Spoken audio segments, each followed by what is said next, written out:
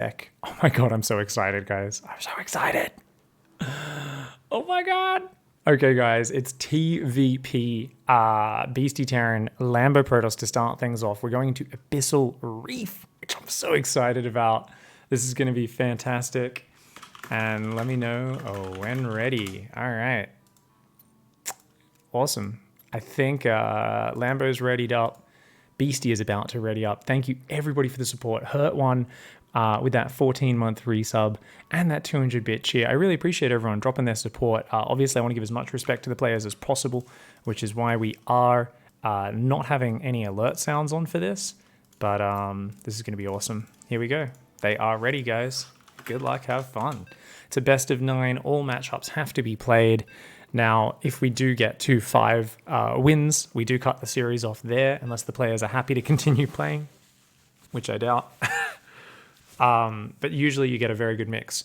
Now, people think, they always ask me with this format, isn't this unfair? Isn't this unfair towards whoever gets their, their off races while the other guy gets the on races? Because we're forced to play every separate matchup, even with the randomness of spinning the wheel. We had long discussions with Harstom, Scarlet, TLO when we ran the first tournament, and they all agreed it didn't really matter what order the matches got played in. It might mean you end up losing 5-1 because you got all of your worst matchups earlier on, and it would have actually been a 5-3 or something like that if you got to play some of your stronger matchups earlier, but it never changes the actual result of the series, and they all agreed it was way funner to have the wheel. In fact, many of them actually said, no, we would rather play with the wheel. I remember, with the finals, Hero Marine versus Scarlet, they both insisted that we play live when some of the other matches had been played offline and cast off replays due to scheduling conflicts. And they were like, no, we want the wheel, we want the live audience. And they decided that it just doesn't really make a difference because no matter what, say Beasty gets Terran versus Protoss, Terran versus Terran, Terran versus Zerg, wins 3 matches, seems really unfair. Guess what? To close it out, he's still got to win at least 2 more maps with his off races, right? Same thing for Lambo. So usually the series can sometimes have a 2 or 3 win streak for one player, but very rarely will it continue that way for long. No matter what, you get thrown in the deep end, and the matchups that really matter are off-race versus off-race. If you can win an off-race versus off-race matchup, oh my god, it's huge. Likewise, mirror matchups. If you guys are both the same race, mirror matchups become very important. And then goes without saying, if you beat your opponent's main race with your off-race, that's just disgusting. That's like just potential winning right there. All right, guys, so up here in the top left, we have a Lambo going for a rather standard opening with the Nexus. An early bunker here for Beastyqt, and he's got a Reaper coming across this map, of course. I'm just so happy we're on Abyssal Reef again, guys. There's a goddamn space shark. Its shadow is frozen right now, but it's somewhere. If I keep zooming out and looking for it, maybe I'll find... Oh, it just unfroze. That was weird. All right. Hopefully it's just me getting these little spikes since I am casting this on the EU server, and hopefully the players aren't getting any of that. I'm feeling Wardy's pain from casting on the Korean server right now. Reaper comes in, gonna have a bit of a poke around. Early Stalker there for Lambo. Good defense. He's going straight for a Robo, and I like that Lambo's kind of just ignoring this bunker for now. All Beasty wants to do is force an over response and delay mining. He's actually gonna build a second bunker? Oh my god, Beasty's such a dirty play. He's even rallying Marines across. So it's a Reaper and a Marine. He really wants to be as annoying as possible, and he's going to try and create distractions and then go in with Hellions. If you can get your opponent down here all distracted and then you run in with Hellions, or you even do a Hellion drop in the main base, it can be absolutely devastating. So this is awesome to see. Ooh, that probe. Lambo may be trying to do a little bit too much here. There's not just a fishy swimming around, there's also a dead probe who will literally be swimming with the fishies, as they say. The Stalker's going to be going up and down, and Immortal's almost out though. That Immortal will easily save this Nexus, and of course this has been a big investment by Beastyqt. He's piling on the aggression. He's actually not going Hellions. I thought he would swap those around, but it's just Marines, and it looks like we're going to see Tank, Viking, Medevac, something like that. Probably a very aggressive play to follow this up by the look of things. Beastyqt doing well. Lambo's still just building probes out of here, but that Reaper once again going to go for it. Oh, okay, he says, okay, you can kill that probe, but I am going to get rid of all of your stuff. Takes out the SCV, takes out the Marine. The Reaper, for Beasty though, just so annoying. Calmly pops on into that main base and is going to do a full loop-de-doop, sees the Robo there, of course, which he already knew about because the Immortal, and is going to survive to be annoying. Keeping this Reaper alive, such a huge piece of power. Forces a Stalker to stay at home, forces a unit to cover that main base. Lambo hitting a supply block here on 46. Not too bad. That pylon is almost finished, and he did just hallucinate Scout. So he caught the Barracks Factory starport. Did not see that second and third barracks starting. And Reaper comes in, almost gets a probe, but Lambo actually saved that probe with his Warp Prism, like the legend that he is. And shows that, yeah, Lambo's very good even with his off race. Finally, Mr. Reaper does go down. Or up, I should say. Looks like he's going to float to the surface. Oh my god, I miss this map so much. Oh, goddamn, man.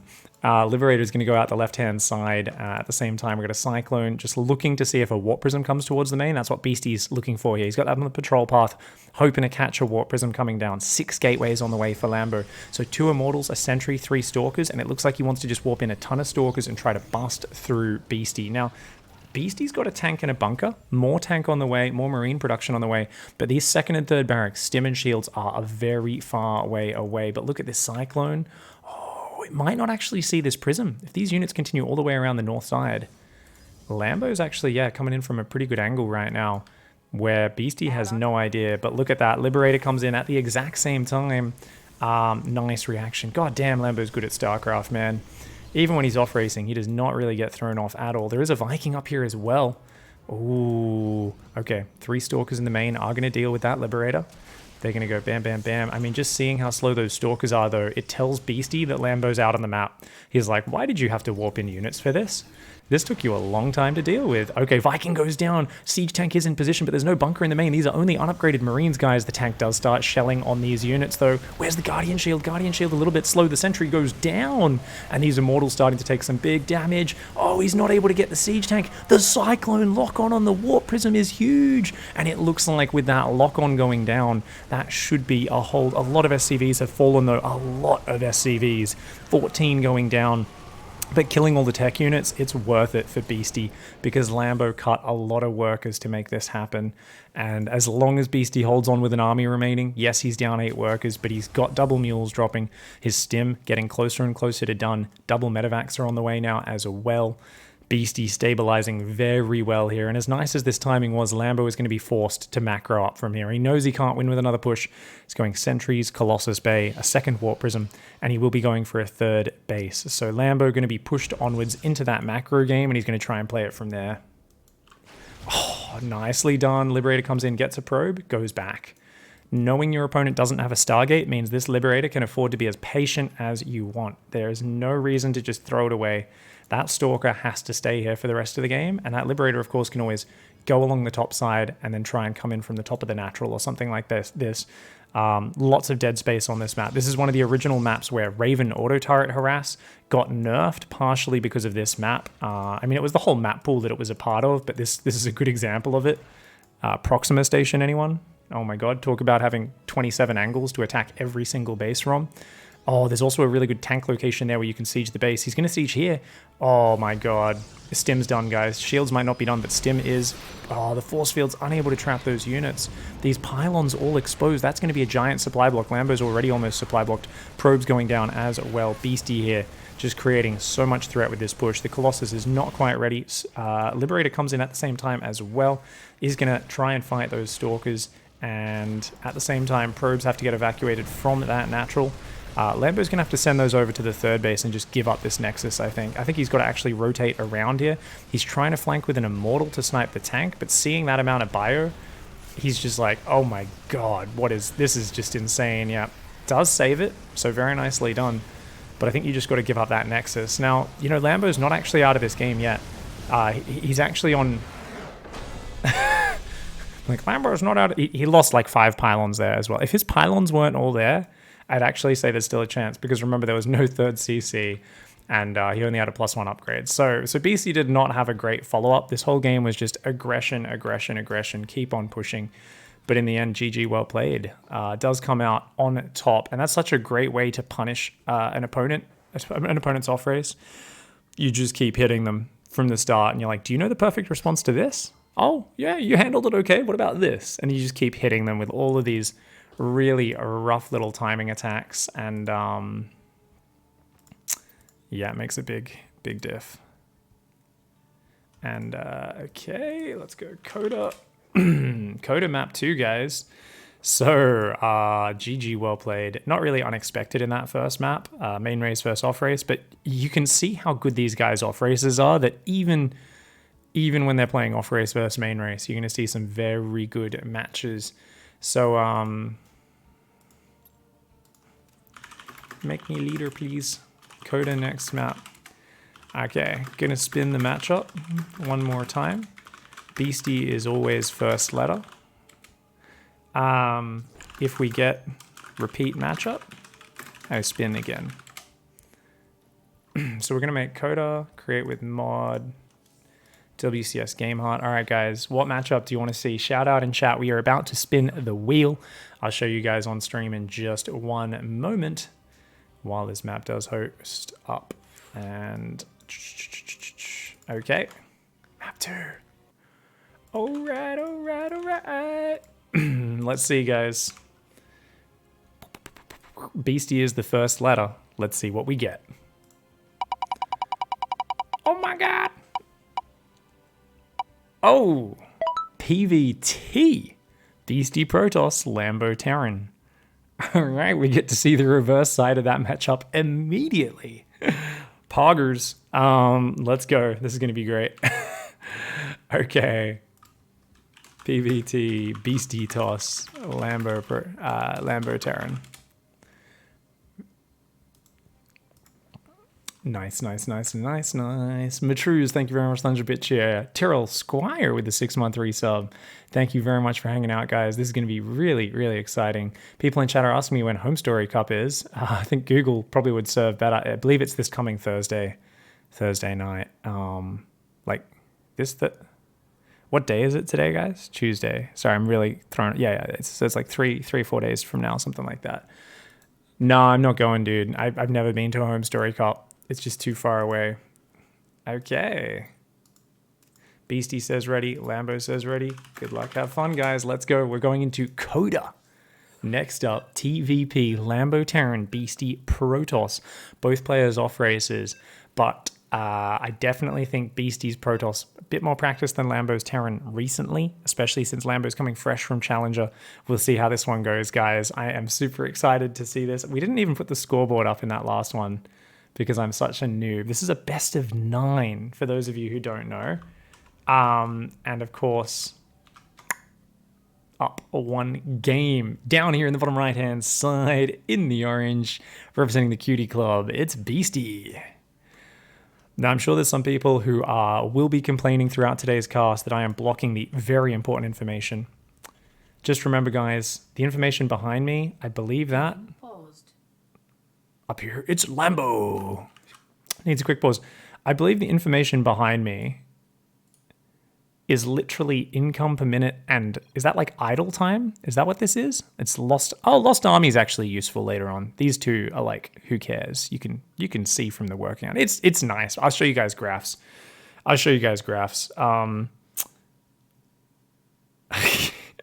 You guys can still see the APM. That's the important one.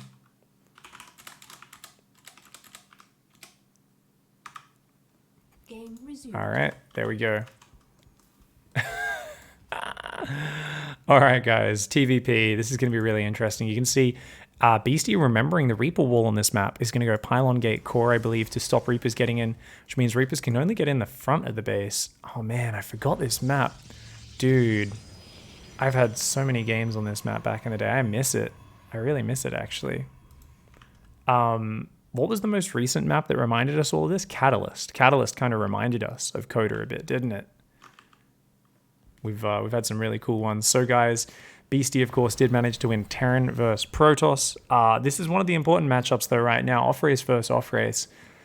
Definitely, I haven't watched too much of Beasty's Protoss and Zerg. I remember when he was first starting to play random on ladder and laddering a lot of Protoss and stuff, and I basically saw Beasty play some of the dirtiest play ever. It was such a player's off race. When he first started, his first few weeks, it was like, I'm just going to use DTs and disruptors as my composition and stuff like that. Like the amount of disgusting builds that Beasty would use was just mind-boggling.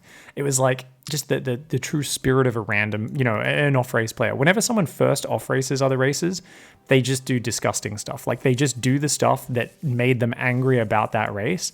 And it's powerful and it's great. But over time, they start learning more solid builds. They get sick of gambling. And there's usually still an element of craziness and chaos and all the rest to it. But they start being more solid. So I'm very curious to see how Beasty's Protoss play has evolved, since he has been really consistently high up on the ladder. And I just want to see kind of what he's mixing it in. So it looks like he's going to go Zealot. Now, it's going straight across the map, and that Reaper's on an intercept path. Oh, he didn't dodge the Reaper at all. I think Beasty was gambling on that Reaper actually hunting for the probe. The probe has gone back in. It's being a bit of a dick right now. You can see the shape of a cock on his forehead there with this skin of that probe. The most annoying probe is going to hunt that SCV down. The Zealot's almost here as well. Reaper's going to try to go in on this side, and Punish is going to start focusing down these probes, but the Adept is out. Beasty here, oh my god. Yeah, Beasty was even trying to shade across the map there, hoping the Reaper would just retreat and he could take advantage of that. Zealot's here. SCV trying to get some build time. It's not going to get it. It does go down at the same time. Lambo's doing a good job of keeping some threat over here, but that command center is just so delayed. Because the Adept's being forced to stay home, though, I think these Marines will be able to come out and micro down the Zealot and the Probe. He's going to pull SCVs with that as well. A couple of Drilly Boys, always a nice way to do it. He's actually gone a 2-1-1 behind this. Reaper falls at home. We'll talk more about that 2-1-1 in a while. It means he doesn't have any tech. No fast factory for Hellions or anything like that. Oh my god, the Zealot slips away. That's so bad. If he regens his shields, and there's 2 Adepts coming as well. Oh no, yeah, Lambo just does not have that many Marines right now. He's got 5 Marines, he needs more. He's hitting a supply block because that command center is not done. Oh my god, that command center needs to finish. It needs to finish! Oh my god! Finally gets on supply block with that command center finishing. And Lambo really has truly been introduced to the pain of Terran players struggling against early Zealot Adept harass. Lambo definitely, taking the worst end of this opening. The work account's not too bad or anything. It's just the fact that, his second barracks and stim got delayed. The factory and starport got delayed. So the 2-1-1 is not going to be that threatening. Now, does Beasty know what he's up against? He doesn't really, but he might have an idea. He may have some idea. And you've got to play very safe against the 2-1-1. The 2 barracks, the stim, the double medevacs normally would want to be hitting about 5 minutes 20, sometimes about 5:30, 5:40 in this matchup. Oh, good. Shades. Oh, very nice. Picks off a Marine for some shields.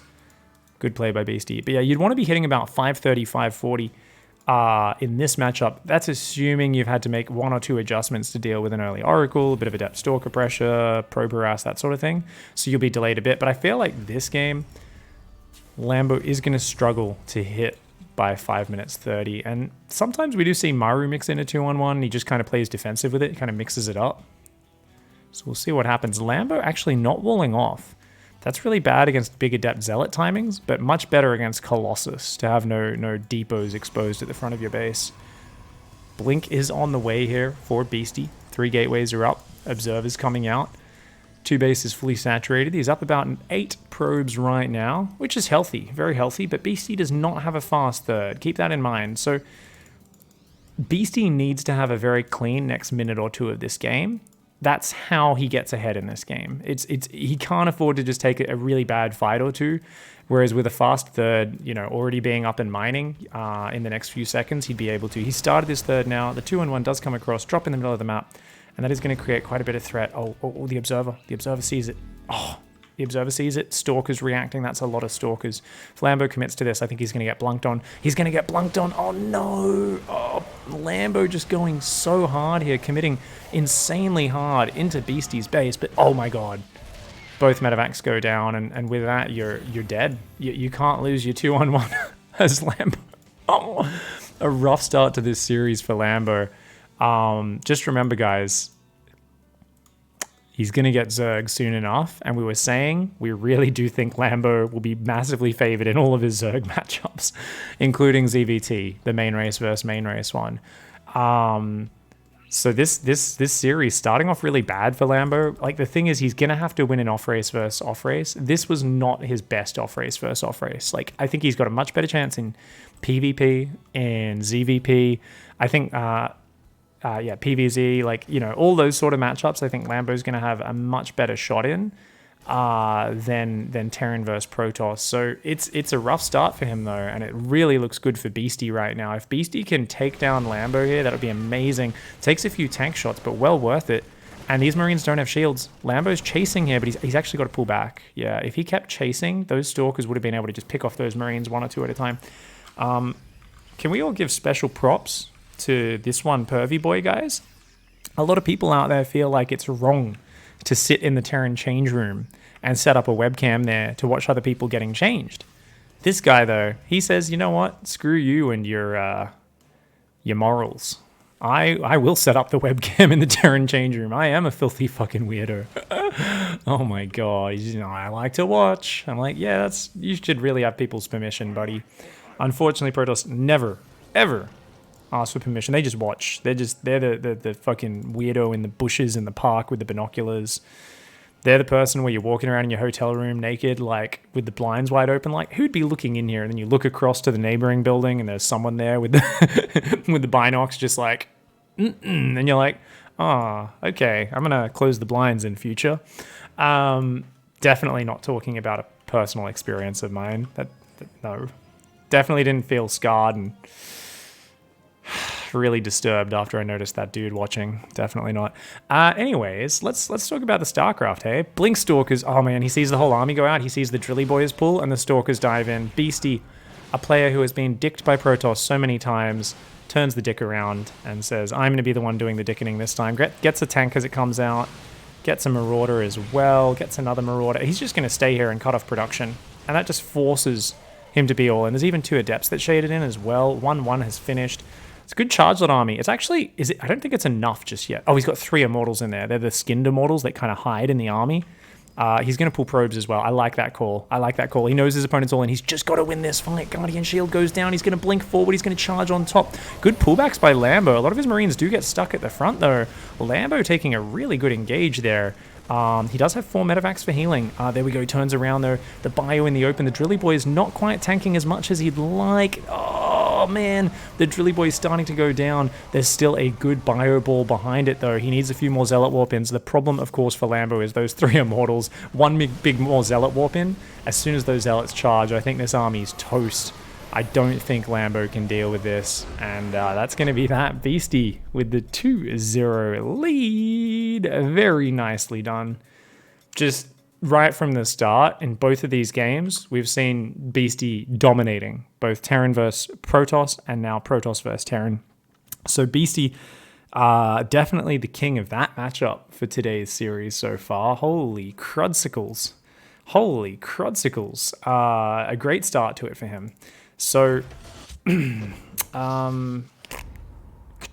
am going to just very quickly, I think first map is King's Cove, right? Can someone go check the list of veto maps? I forgot to write it down.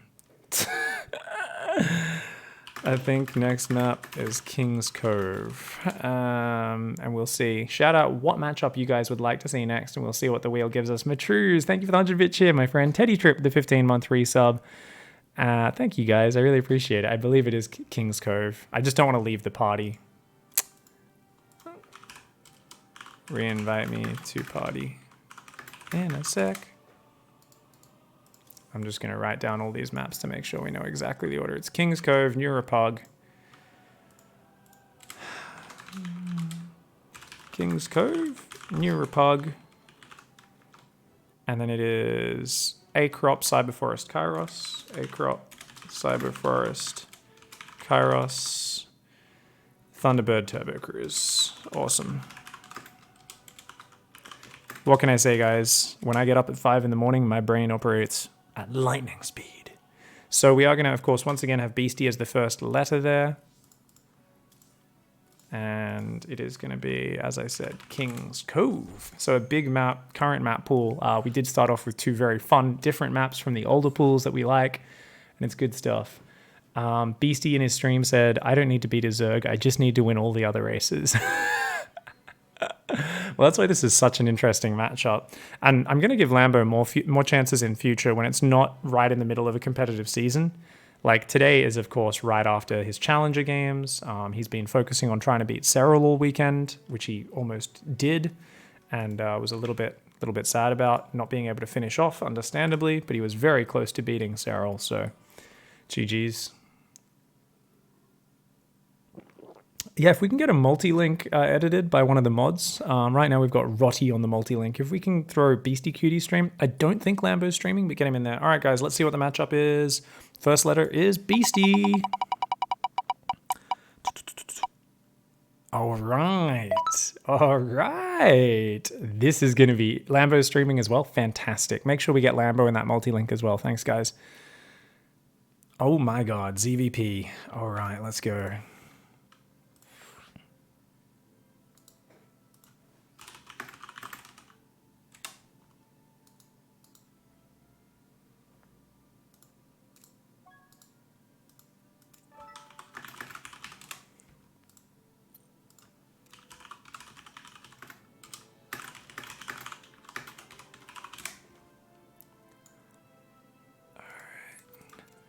ZVP, Beasty Zerg, Lambo Protoss.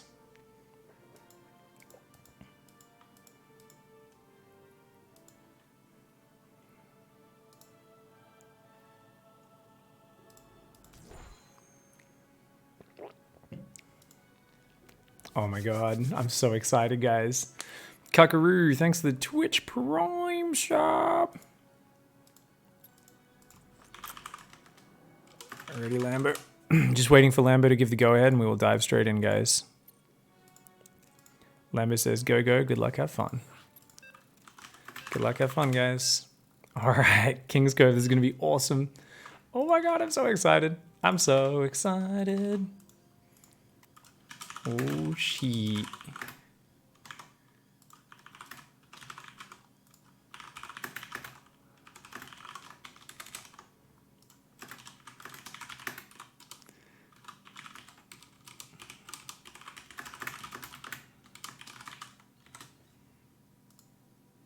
All right, let's go, guys. We are into the next map here.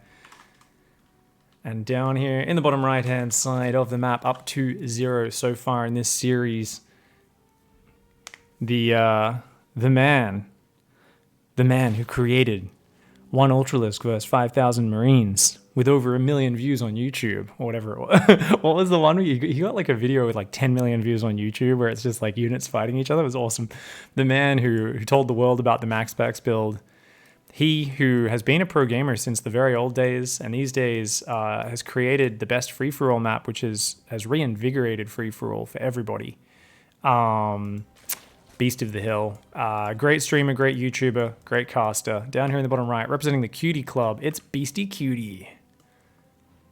There's a big crossover, I think, between the people who hang out in my stream and Beasty's stream. And we do like to do sub wars and stuff once in a while, and it should be great. And up here in the top left, in the red, representing Clash, it's Lambo.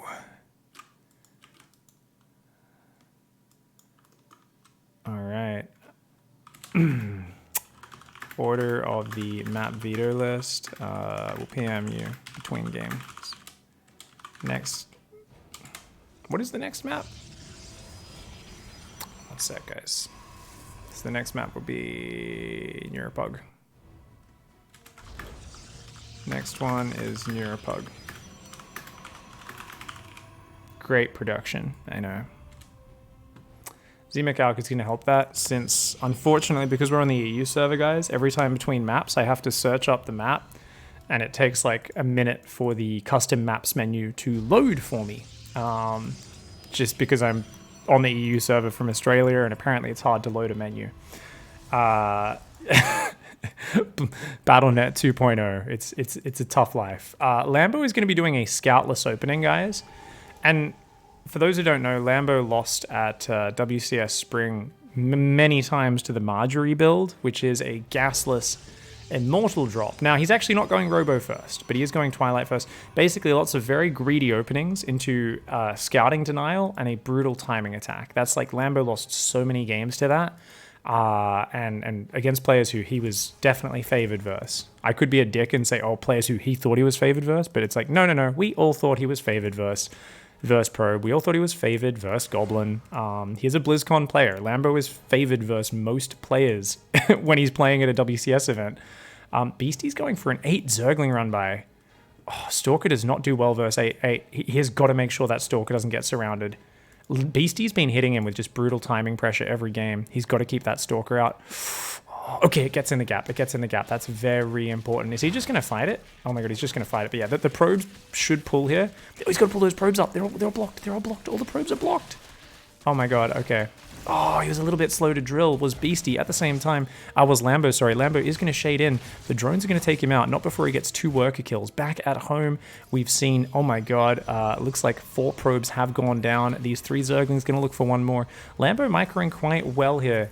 But yeah, this is definitely a rough start. We've got a few more Lings on the way. And right now, as Lambo, you've got to worry about your wall in. You've got to worry about a Ling flood breaking through. Luckily for him, he does prioritize that, gets up another gateway, gets that up there. He's got his DT shrine started as well, but this just throws off Lambo's build, makes it so his DT warp in, his prism, like that's all just going to be massively delayed from when he would have liked to be doing it. The Lings are even going to hit the front. Now this is, oh, he's actually got more Lings as well. He's built another 10 Lings. I think this is going to work out okay for Lambo though. Lambo, oh, even hold position micros on those probes a little bit. Oh man, he's losing more though. More and more probes going down. Oh my god. Beasty. Beasty.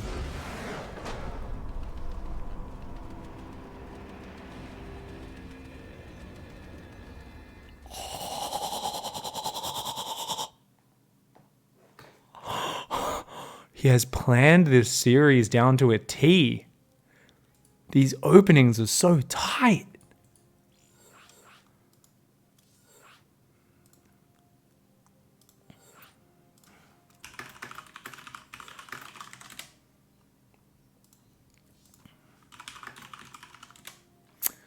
Let's check. Do we get?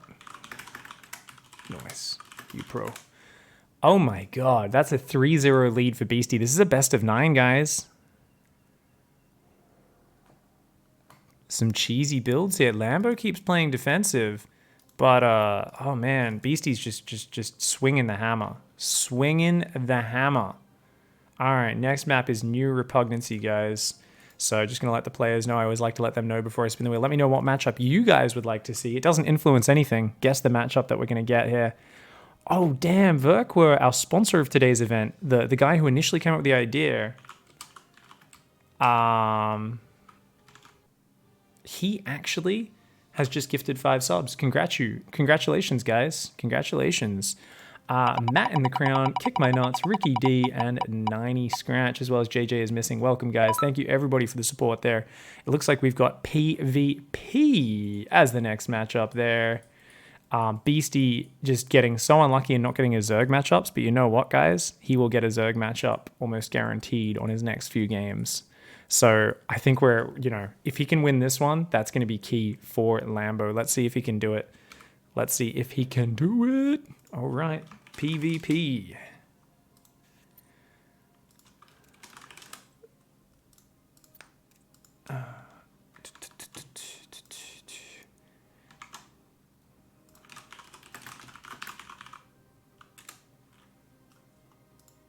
Let's see if they're ready. Beasty's ready.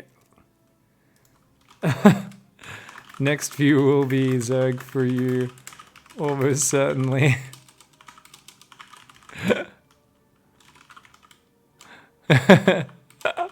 Lambo says, yeah, matchup wise, this hasn't been going too great for me. This was some dirty shit, Beasty. Beasty says, reverse sweep coming. Lambo says, I can't believe you did a guru build. Beasty says, I didn't plan to do it, but I saw an opening. Literally. Lambo says, that's a proper 10 IQ build.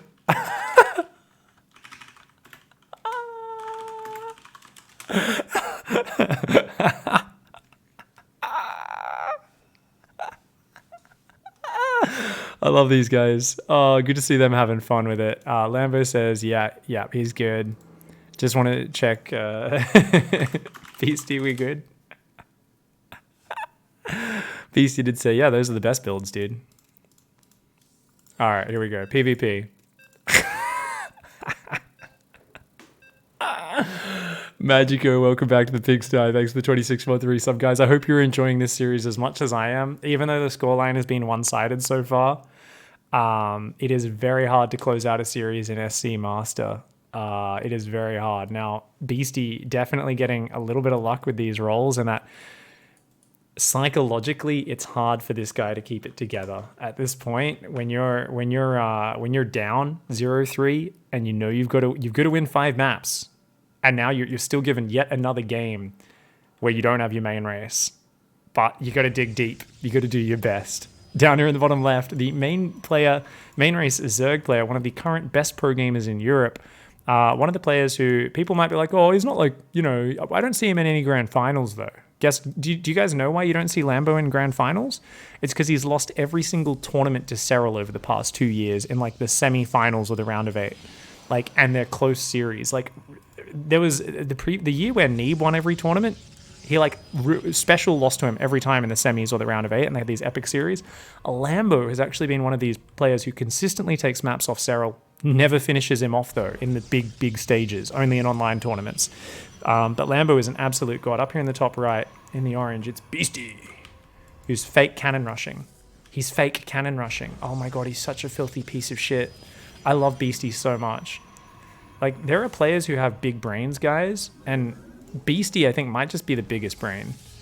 Like, I know some people talk about their E-peen size. I'm pretty sure Beasty's the guy. You know how, like, when guys are being really alpha and they walk around kind of like with their chest or their crotch kind of pressed forward a bit, like it's this like primal, like, kind of showing off thing. I feel like Beasty is the guy whose head just swells up and he's like, I have all the dirty builds. And you're like, oh man.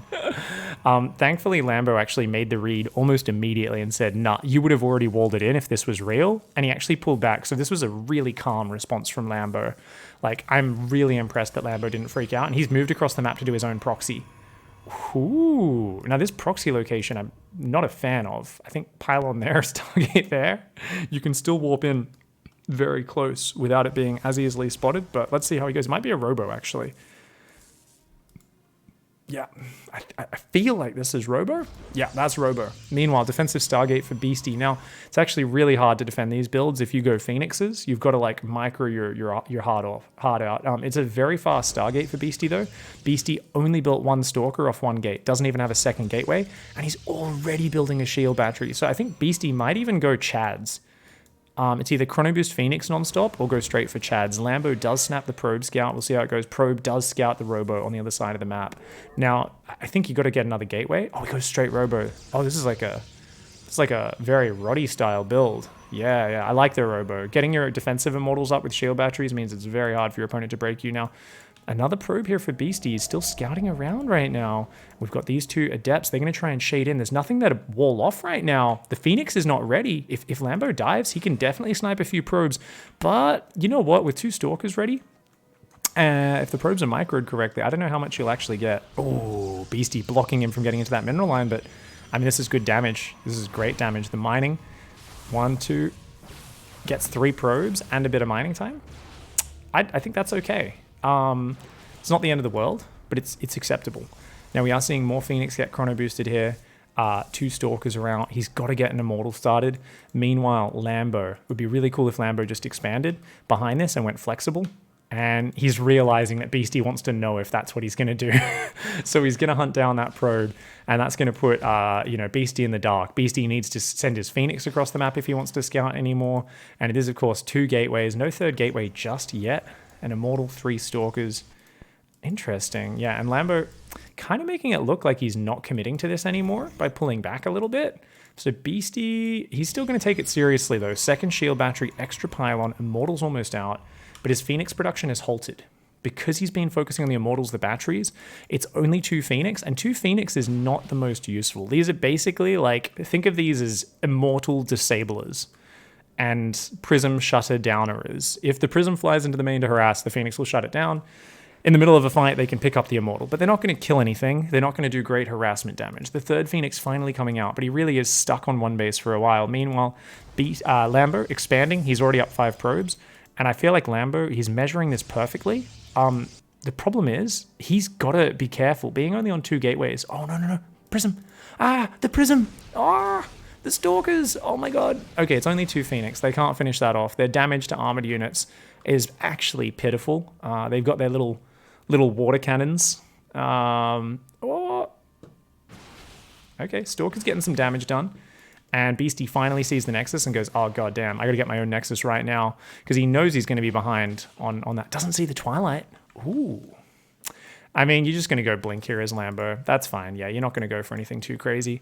And Lambo on the other side has his probe also set up to say, hey, when are you gonna take Nexus, buddy? Sees the Nexus go down. Now, there is the potential for a Phoenix Immortal counterattack here.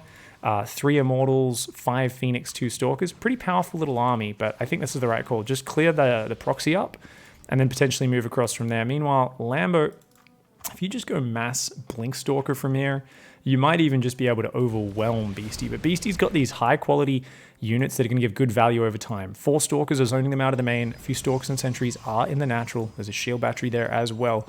We've got a gigantic worker lead. Now, the question is Beasty going to try and catch up in economy? It looks like he is. He's trying to probe up. But he's going to have to play like the ultimate defense, really efficient, having the correct unit counters, you know, all that sort of stuff.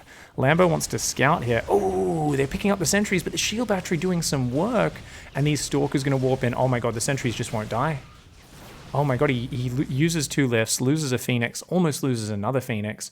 Good micro to pull back that Phoenix from Beasty, but it looks like Lambo here finally starting to stabilize in this series after a rough beginning to this. Oh, this is yeah. Damn. These 2 shield batteries not really doing a lot. Hallucination comes through and sees the robotic support bay go down immediately. Oh, that's so huge. Sees that it's going to be a disruptor game. Another Phoenix goes down. If he goes for one more lift, he's going to lose that, I think. Yeah, he stayed too long. This blink and focus fire. Oh, not quite. Still, 3 probe kills. That does something for Beasty. Beasty's got to try to find some value. He's still building Phoenix one at a time.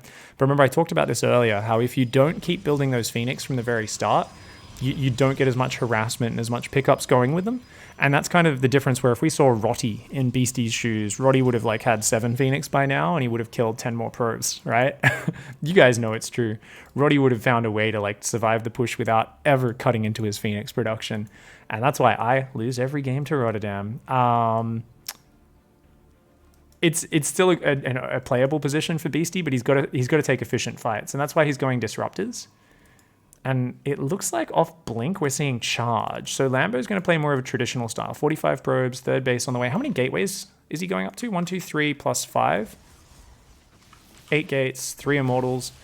Oh, this is all some just traditional play for Lambo. Now, these Phoenix would be amazing if Lambo went Disruptors himself. But if Lambo just goes Charge Archon and just has overwhelming numbers, Beasty is going to need the sickest disruptor shots. Because think about his anti-zealot damage. He's got bonus to armored unit, bonus to armored unit. Phoenix aren't really going to be able to kill zealots in the middle of a fight very well. They can kill some on a flank. They can kill a reinforce or a defensive warp-in or a counterattack of them. But in a fight, it's very hard to pick up the zealots without taking massive Archon damage splash.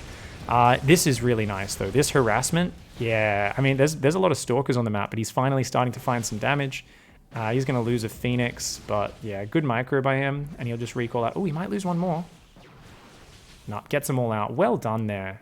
Ties up the work account. Don't get me wrong, Lambo's been mining more than him all game long, which is why, of course, Lambo's in this nice position. But look, yeah, he's building cannons and batteries everywhere. Beasty knows he's just got to, like, sit back and hang on. He's got double Robo Disruptor. He's like, we're going to have Disruptors, and we're going to have more Disruptors backing up those Disruptors, and more Disruptors backing them up. If he ever moves on the map, though, the problem is Beasty just will not have enough to support them, right? He needs, like, to get up another 8 Archons or something in front of these, or any Zealot flank will annihilate his Disruptor army. Lambo's doing a good job of, like, just zoning out the Phoenix for now. He's also ahead on the upgrades. No upgrades even started for Beasty.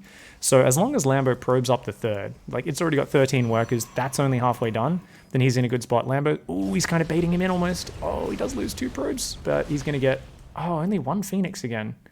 Man, these Phoenix just keep getting little bits of value. Workers killed is up to 14 for Beasty. Adding more cannons at the 3rd base as well. And it's just, yeah, cannon, battery, disruptor. And Beasty really wants Lambo to get impatient, pull the trigger, and eat some balls. But he's got to do a man spread. Right now, Beasty needs to unstick these disruptors from the thigh. This Nexus is the thigh. You want to have some spread here. You want to have some back. You want to be spread all over. You do not want to go... and cross your legs on this one, because the whole point of the disruptors is if they ever get all flanked and surrounded, they can't really cover each other. So you've got to have a good man spread. Let's see if Beasty does this. Good. Zones out with the ball down there. Does hit one of the Archons. Another good one hits. Lots of Zealots and Archons coming in from that side as well, though. Oh my god, so many disruptor shots, but most of them are gone. A massive hit on the left, but most of the hits on the right whiff. He's out of disruptor shots. And, oh my god, there's just not that many Zealots, though. Is this actually going to work? Oh my god, there's still the Immortals there. The batteries are doing good. The cannons have finally gone down, but the Phoenix adding some damage. Oh my god, Beasty here. He's fighting his heart out. He's got so much less material. I actually think Lambo needed to wait for 1 or 2 more warp-ins to really get value. Oh, takes out a ton of his own probes with that disruptor shot. Big friendly fire goes down there. And that is a rough turn of events. Oh my god. Okay, the Phoenix actually going to pick this up. He's got a lot of Stalkers that have warped in here. So he's looking for the pounce on top of the Disruptors, because he knows if he gets those Disruptors... Ooh, good Disruptor micro from Beasty. God damn. Look at his army. It's 6 Disruptors, 6 Phoenix. He's somehow hanging on to this third base. And Lambo is like, what the fuck is this shit, mate? This is ridiculous. I've got 2 upgrades. You've got none. You should be dead. He's like, you should be dead, man. I think you got to get out of there as Lambo. Yeah, that's too many Phoenix, man. That's... You gotta run as Lambo. You can't fight this. Don't get me wrong, he's got his third fully saturated. If he takes a 4th as well, that'd be great. And if at any point in one of these fights, if he like slides a prism into the back door and gets a bunch of Zealots in the base, that'd be big. There is a cannon there. There's a cannon and 2 batteries there. Only 1 battery in range of the cannon, and it might even barely be out of range. We've got more Archons, more Zealots coming in. So backstabs, mass expanding, and lots of counterattacks are one of the easiest ways to beat Disruptors. But we saw what happened there, where if Beasty's able to fight in one location and kind of just pull back and space out Disruptor shots, he will eventually like just wear you down. And if he keeps the Disruptors alive, they keep recycling and getting more and more value. Behind this, Beasty is doing the slowest transition into air, like off such a small economy. But he's saying, you know what? I'm just going to try to very slowly get into the air units, and that way I can take you down with that. And Lambo's on 60 probes. I'd actually like to see Lambo probing even more and taking like, you know, really going like 14 gate Zealot Archon Stalker and just looking for the angle. I like the Stalkers poking here. Yeah, they might... Oh no, Beasty wasn't watching. 1 Disruptor goes down, a second one goes down, blinking at the last second. And yeah, takes down 3 or 4 Disruptors there, gets out of there, only loses like 1 Stalker. That was so nicely done there by Lambo. At the same time, the Phoenix do a good job. They've just picked up some Zealots that were trying to warp in. The Phoenix are dying though. At least a few of those Phoenix do go down. Lambo has been so annoyed by them all game long. Now, a big problem for Lambo is Beasty's got great vision, and it's not really being contested by Lambo right now. Lambo has no observers out on the map. Now, that also tells us a sneaky DT shrine would have been massive. There was no detection at home. If in the midst of this, like a DT ran into each base instead of the air transition, if Beasty gambled on going DTs, he actually would have won this game. So there definitely you see the whole of Lambo in his play there. Lambo playing this game very well, but as this isn't his main race, there are some weaknesses. There are some things he doesn't really dot his I's and cross his T's with. Oh man, I don't know if this is a good attack angle. The Disruptors, great stasis trap, but actually the Disruptor's not able to find their mark because those units are protected while in stasis. Oh my god, a big ball lands right on those Archons, but he's out of Disruptor shots for now. And there's a lot of units going in. Zealots tearing up the natural. It looks like Lambo has finally been able to get through this. Those Disruptors all on cooldown. I mean, he just had so little damage. It was like Disruptors. He's trying to get carriers out one at a time. Beasty with an impressive attempt at coming back in that game, but finally Lambo puts a point on the board, and it was an important one, guys. He was down 0-3, close to being down 0-4, but Lambo scores in one of the off-race versus off-race matches. A very important win for Lambo. GG, well played. Of course, I'm not cheering for either of these players, guys, but whenever anyone goes up 3-0 in any best of 9 or 2-0 in a best of 5 or whatever, I'm immediately cheering for the person on 0 games because I just want to see more games. I want to cast more games, and I know you guys are with me on that one as well. Thank you so much, Magico, for that 26-month resub before. We had Ion Charge with a big 30-month resub. You lost your streak because of your exams. Well, it still tells us the total amount anyway. They fixed that finally. So you still get credit for being an amazing 30-month sub. Thank you, friend. Haberdasher with the 4-month resub. Much love to you. Hope you all have a great week, everybody. Hey, good on Haberdasher. Wishing you all a great week. Matruz with 100-bit cheer as well. Thank you, everybody, for the support. Amazing. Next map is going to be Acropolis, guys. Once again, Beasty is the first letter on the wheel. Let's go. Let's see. What matchup do you guys want to see? What do you think the wheel will end on? Let us know. Let's see exactly what happens as we continue trying to find out who is the StarCraft master. Ooh, ZVT, Beasty Zerg, Lambo Terran. This is the last off-race matchup for Lambo, right? I think, because we've played 4 games, 5. Oh, no, there's 2 left. So there's 1 more after this one. So Lambo still has not gotten Zerg, but this is off-race versus off-race. So this is one of the exciting matches. So this is perfect, right? Because we know it's going to be hard for Beasty to take down Lambo's main race, but this is great. This is awesome. ZVT. Oh, my God.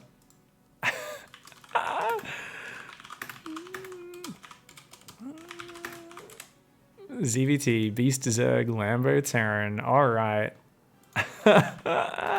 Lambo says, oof. He's like, where the shit is my Zerg, man? All right, guys, this is a very important match here. Lambo says this will be the decider. So it's currently 3-1 Beasty. Remember, you need 5 wins to close it, guys. Good luck, have fun, guys. Beasty says all caps, time for reverse sweep. Lambo says go. Good luck, have fun. I think Beasty's just thinking through his build order. He says, all right, we're good. Let's do it. Let's go. Oh man, this series is getting good now. This is good. Does the wheel remove options as they're selected? No. Normally we need to keep respinning it. Today we somehow have not spun the same one twice. As we get towards the end especially, we need to just keep respinning it. Because we always say Beastie is the first letter, and if we get a repeat matchup, we just spin again. So sometimes we spin like 5 times in a row until we get a new matchup. Thank you very much for hanging out, guys. I'm glad you're enjoying this as much as I am. I am an excited boy. And right now, up here in the top left, looking to continue his comeback train, looking for the reverse sweep. Up here in the top left, in the red, representing Clash, it is a Lambo. All right, and down here in the bottom right, in the orange, representing the Cutie Club, it is Beastyqt. Now, apparently, Zerg is actually Beastie's worst race, guys, is what some people in chat told me, regular Beastie stream viewers. So they said he likes to play very cheesy there. I don't know if that was them just joking because he cheesed that ZVP before with a Guru Zergling rush, something Lambo referred to as I believe it was a 10 IQ build. And he was a little bit annoyed at that one. He was like, God damn it, I can't believe you did that, man. He was like, that was so dirty, I can't believe that. Beastie was like, I didn't even plan to, I just saw an opening, man. I saw an opening. I feel like Beastie would love to play cheesy, but this is a big map. So a frontal Ravagerling, a frontal Lingbane, not as powerful here. I feel like Beastie's just going to Nidus Worm. I really feel like Beastie's just going to Nidus Worm. I don't know for sure, but I feel like it. Beastie actually said his Zerg is the worst. Chat is confirming. Okay. Apparently Beastie's Zerg vs. Zerg is a 19% win rate. No wonder he was talking about how ZVZ is a bad matchup in that video, right? About the state of the game.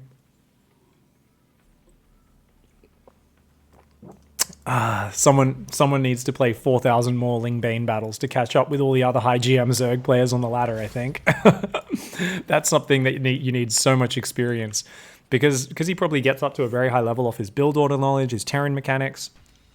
And he was able to do the same with Protoss, but Lingbane is a different form of instincts and a different level of punishment.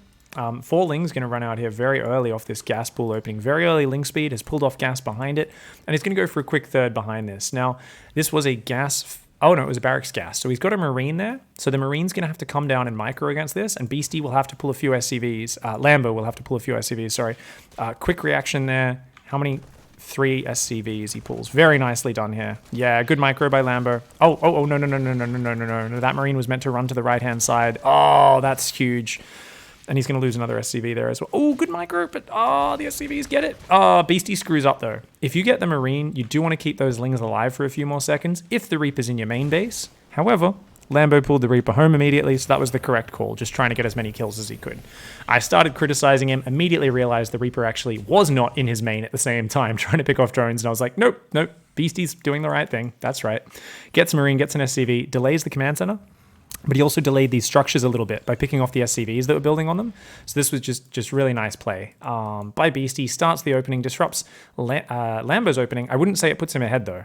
Yeah, and now Lambo sees Ling speed and is like, He's going to lose the Reaper. He would have loved to keep that alive to join with the Hellions. But Beasty's committed to 10 Zerglings here. And he's going to be, once again, looking to put the pressure on. And I think I think he's gone to that point where he's identified that when he's playing against Beasty, he's essentially playing against an NA ladder player. Like, I think in Lambo's mindset, he's kind of gone, okay, I see the mindset that Beasty's going into this series with. Like, you're an NA ladder player. He's like, I'm not going to harass with my Hellions. You're gonna just pop shit into my base the moment I try to move across the map. He's like, no, I'm just gonna sit at home and just play the safest game you've ever seen. These Lings are like just waiting for the Hellions to run out so they can run in. And Lambo does not want to give him that opportunity. He's actually faking Cloak right now while making a Liberator. Oh no. Oh, actually, he goes in a bit too early, does Beasty. This is almost like a trap here. A little bit of a slow response, though, from Lambo. That Marine is going to go down, which is unfortunate. Losing a few SCVs, not the end of the world. That Mule surviving was actually real nice. I say that, and he tried to finish it off. He didn't get it. 5 hit points. Nice hold there by Lambo. I like the move out, so the Overlord sees you leave, and then just hang out there. You see the Lings run in, and you come back in. That's what happens where you leave your front door open, and you leave like a pile of like fancy gold necklaces, jewelry, and a wad of cash sitting on like your little, the desk you put on your keys on when you come in the door. You put like a wad of cash there, and you leave your door propped open, and then you just wait behind the door for like a thief to enter your property. That's exactly what Lambo just did there. He's like, come on in, buddy. And the Hellions are just waiting there. Hellions coming forward here. Ooh, they use the Queens there. So even though they couldn't see the creep tumor, they snipe it with the splash damage. Nicely done. Oh, he just sets up on the Queen. Beasty says, come on, mate, I wasn't born yesterday. Oh, no, he misclicked the Queen. He didn't. Oh, he's like, I wasn't born yesterday, and then he screws it up anyway. The Liberator has not been adjusted. It's going to be adjusted. Ooh. Oh, he changes directions. Lambo with some fancy pants micro here. Liberator readjusting in the main at the same time. Good multitask, but the Queenling defense is good. At the end of that goes down, but more mining time goes down in the main, and that Liberator's dead. So, nice play on both sides. Let's see how good Lambo's macro is. That's what really tells us how good that pressure was, because units lost. Yeah, it's in Beasty's favor, but I feel like Beasty has not been able to drone properly this entire game. Notice how he's only equal on workers right now. Lambo's third CC is finished. His double engineering bay is done, and upgrades are started ahead of time.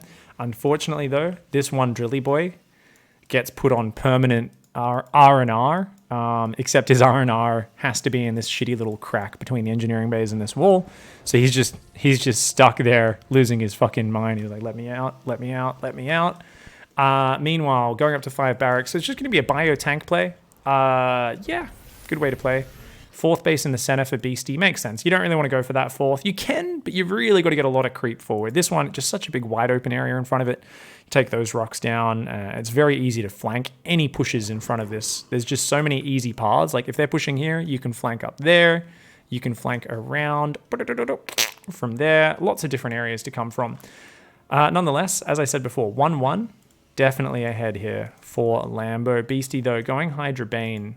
Hasn't started Baneling speed just yet, and his mineral count's really hurting. So Beasty here, he's gone for a fast 4th and a fast macro hatch, but you're going to notice he's already taking all 6 gases, but he actually hasn't really ever had an excess of workers. So I think Beasty hasn't quite pushed his minerals as far as you would normally like to as a Zerg player, and you can see it in his unit count. He's got 3 Zerglings right now versus 22 Marines, 2 medevacs, 2 tanks. So this double medevac is going to start clearing creep on the map. And there's just nothing to defend it right now. So this should start putting the pressure on. And I feel like Lambo, as long as he starts his 2-2 straight away, keeps his tank production consistent, really needs a second factory, by the way, as well. But he's also low on gas. It's going to be hard for Beasty to ever drone the 4th. Like, there's 3 drones there, but right now he's like, oh, crap. The double medevac pressure is already starting. I've got a handful of queens and zerglings. Like, this is one of these moments where Lambo actually probably could have just like pushed through that if he was just a few seconds faster with this drop and even killed the 4th potentially.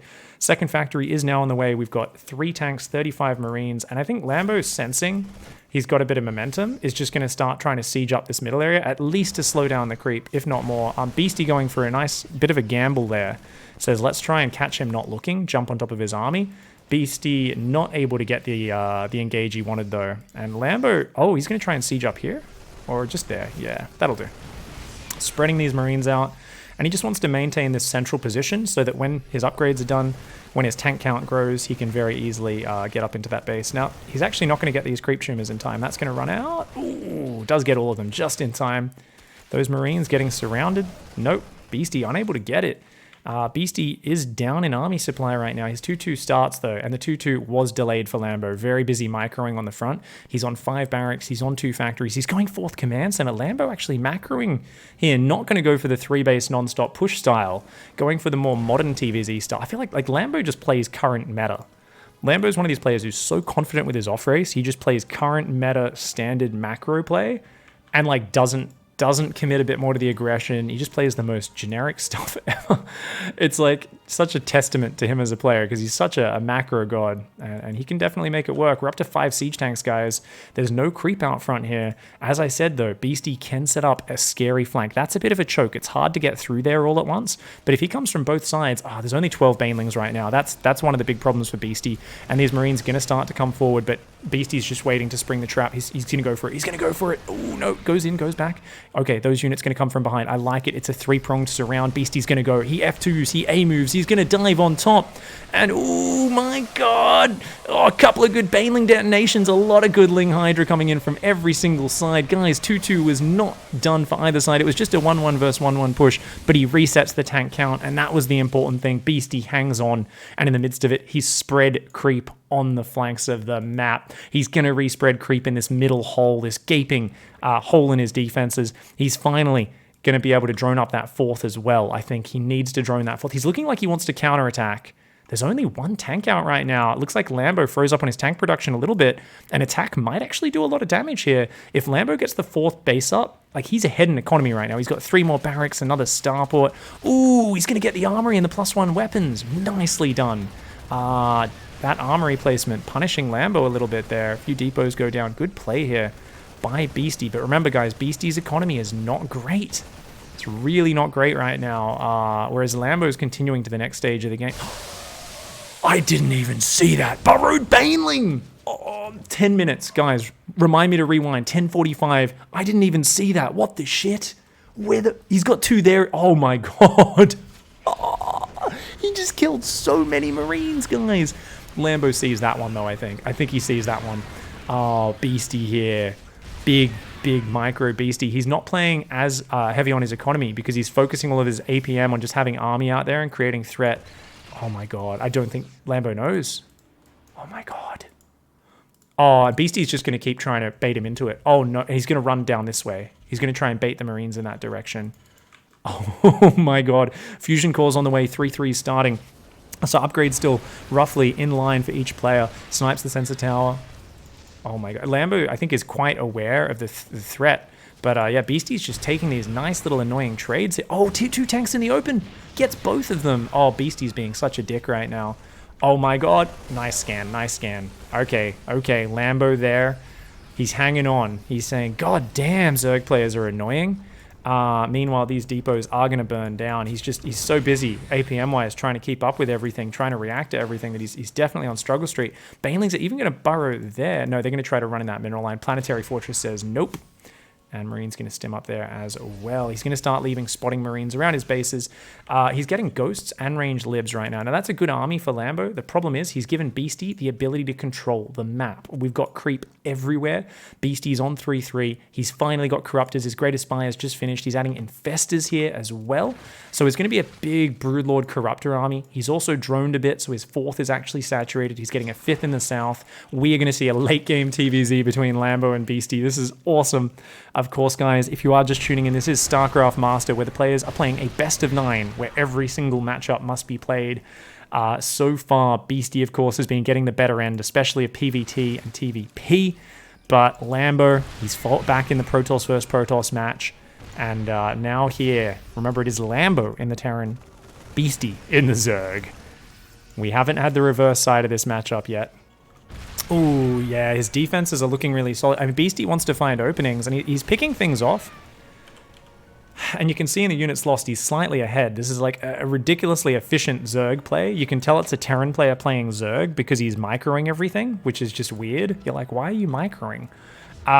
Meanwhile, Lambo on the other side is a Zerg player playing Terran who's being less efficient but has been up in economy for most of the game. So we're kind of seeing this weird, like, just slight reversal.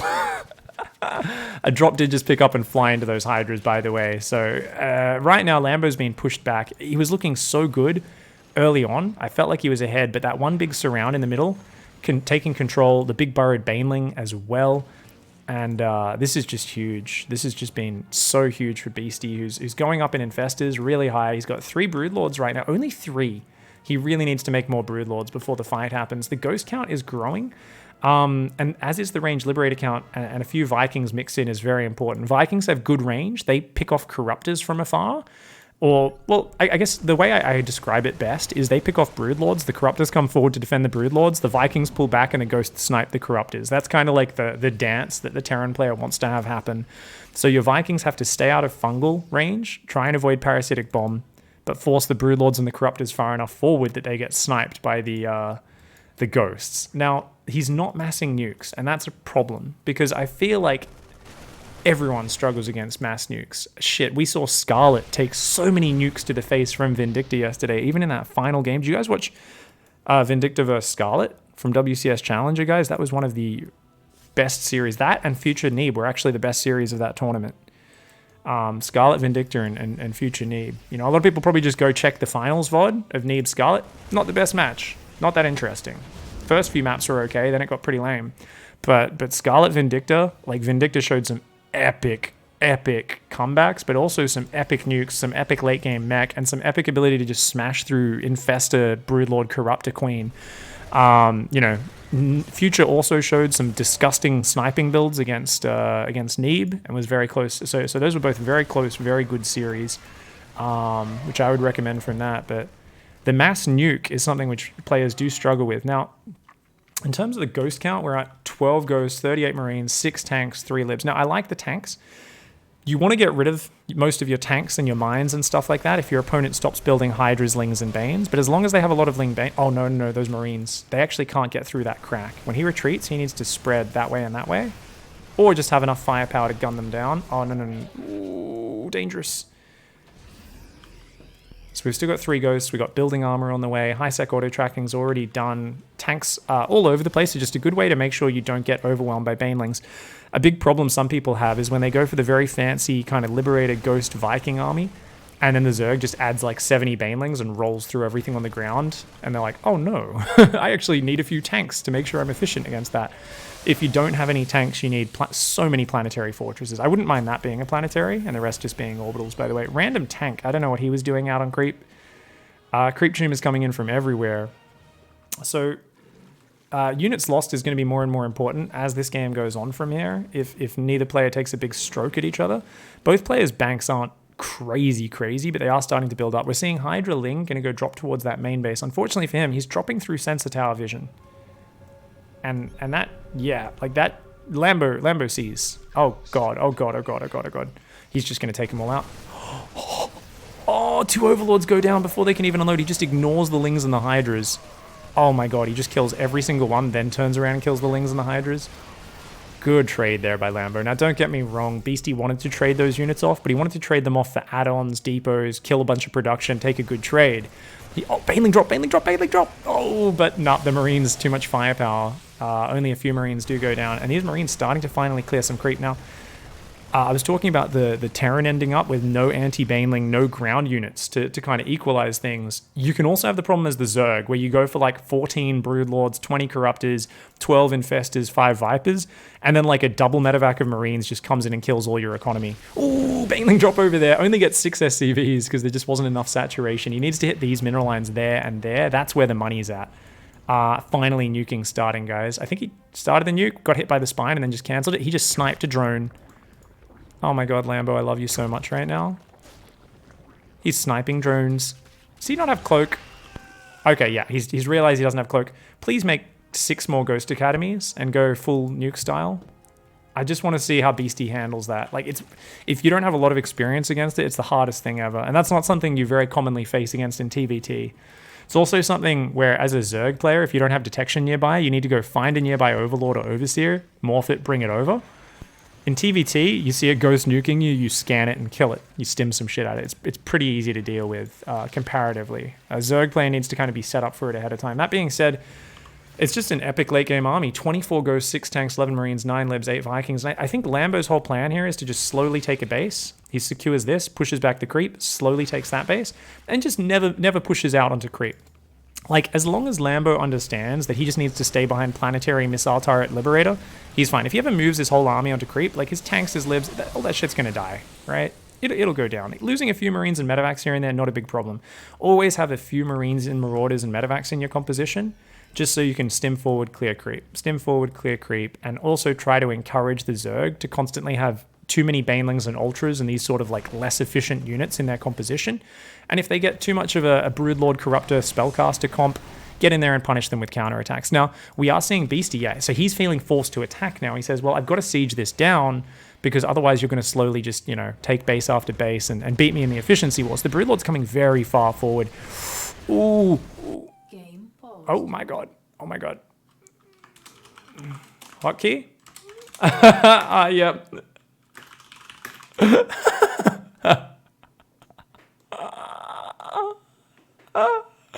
I was like, I'm pretty sure he was in range of snipes. And then I was like, wait, I know exactly what this pause is. I was like, I've been there before. Whenever you're using like one of these units you rarely use, and you get right into the fight, you go to spam it, and you go, why the fuck isn't this working? Oh, Broodlords took some big snipes. He lost a lot of ghosts there, though. Both the tank splash and just the Broodlord hits were good. Oh my god, he's blocked. The changelings are blocking the ghosts, guys. Beastyqt has such a large fucking brain. Yes, brain. That's exactly what you were meaning to say from the start there, Pig. I just love it. He created a little wall of changelings there, and if Lambo didn't realize that could have been annoying, it still is annoying because it's just like you got to right click on every one of those to get rid of all those changelings that are just following the ghosts right now and being pains in the ass. Beasty, yeah, he's clicked them all on one ghost. Look at this ghost. He's like, ah. So it's a real battle for vision, because if you can see where your opponent's army is, like this is Beasty's vision right now, you're like, oh cool, he's not in position, let's like try and take out this base and then run away. Meanwhile, Lambo doesn't have the vision right now. He's like, oh shit, get up there, and these changelings are actually blocking him from responding. So this is a really nice rotation by Beasty, and he wants to catch Lambo kind of unsieged. So Lambo has to, yeah, both repair the planetary he's trying to do, I think, but he's also going to try and siege up these libs, which weren't quite ready. Oh, you got to be careful with those Vikings. If they fly over the infested Terrans, that can be really bad. That planetary going down is really rough. Really rough. Does not want to lose that, but it's going to go down. Oh, tanks getting neuraled on the high ground. Oh my god, this is so sick. This is so sick. These guys are actually so competent at this stage of the game. It's insane. I'm very surprised. It's really tough to use these armies, especially if this isn't your main race, guys. We're seeing 3 control groups on the army for Beasty. Lambo has just 3 control groups as well. He's got Viking Lib on one, Ghosts and Medevacs on another, and he's also got Marines, Tanks, and Marauders and Medevacs on another one as well. Now, oh, big EMP sacrifices 2 Ghosts to drain so much energy off those infestors. A short-term bad trade, but as long as he can fight anytime in the next minute or two, that could be an amazing trade. I think he's just jumping on it. Oh, good fungals do respond for that, but there's not much more energy there. Those ghosts could really punish this right now. These Vikings and Libs just focusing down the Broodlords. Oh my god, a few snipes land as well. Nice trades there for Lambo. You can see he's been down about 1,000 resources all game long. He's now up about 2,000 resources. Ooh, this is so sick, guys. Of course, both players still have big banks. Beasty has the biggest bank. I like big banks, and I cannot lie. Ooh, cute little flank there. Gets a few SCVs that I think we're coming to repair. Mass orbital. This is something Zerg players appreciate, I think, more than ever. Is just if you can have more orbitals, more planetaries cementing your positions, it's going to be great. And if he can push forward over here, that's going to be great. Ooh, siege tanks in the open. 2 tanks will go down. That one should get out of there. But this is just hard for him to position correctly. Ling Bane's going to smash through the left. There's nothing there. Lambo's whole army kind of going in one direction. While he's taking good snipes, good trades, guess what? Banelings break the wall. Ling's on the third. And now Lambo's in disarray. What does he respond to this with? Oh, his production. Oh, he barely gets that one up. That'll buy him a little bit of time. Okay, he's got enough Marine Marauder. Thank God Lambo has enough. If he did not have enough Marine Marauder, he would probably lose most of his production because those Lings are already almost through it. I think a burrowed Baneling just went off there. I'm not sure. I heard a Baneling explosion. Meanwhile, at the same time, oh, look at this. Cheeky boy, cheeky boy, cheeky boy. He's looking for the EMPs again. 2 EMPs and gets out of there. Oh, Lambo. It's not just Beasty who's got a big brain. Both ghosts do end up going down, but I think Lambo's like, screw you, I'm going to start pushing through the middle now. Lambo has no mineral bank. He's got gas bank, but he's got no mineral bank. He's got to actually keep this army alive, or he loses the game. Right now, we've got 14 Broodlords, 6 Corruptors, 14 Infestors. Those Infestors are very low on energy right now, and we've got Lambo down at 40 SCVs versus 68, so Lambo's up 30 army supply, and this is 14 Infestors with next to no energy. He senses weakness right now. Lambo says, fuck you, I know I can push right now. Unfortunately, he didn't get that creep tumor. He's clearing some of this creep. He's creating a bit of an area in the middle, but oh, a good fungal goes down. Where are those ghosts? He needs to punish with the ghosts. Oh my god, that's some good infested Terran spam. Where's the snipes from those ghosts? Looks like the Corruptors are going to go down, but all the Vikings have fallen, so I think Lambo needs to disengage. Yeah, I think he's got to get out of there. He's going to wait for those Banelings to be cleared up. I don't think there's anything to actually kill the Liberators. So, oh my god. He's got 1 Viking and a pack of ghosts, and they're like, screw you, I can just keep going forward. Fungal is good, but it needs other things to capitalize on it, guys. It needs other stuff to do damage. Like, these Fungals are nice, but oh my god, there's snipes! Oh my god, there's lots of Ling Bane coming forward, though. Lots of Ling Bane coming forward. Has Lambo overstepped? I think he did. I think Lambo got too over-eager chasing that down. He needed to pull back there, and he taps out. Hot damn! Beasty winning the off-race versus off-race match there. And one of the absolutely crucial moves where I really thought, even after holding the push, I thought Lambo was in a good spot. And then we just saw some bloody, disgustingly awesome moves from Beasty. This was one of my favorites. This was one of the game changers.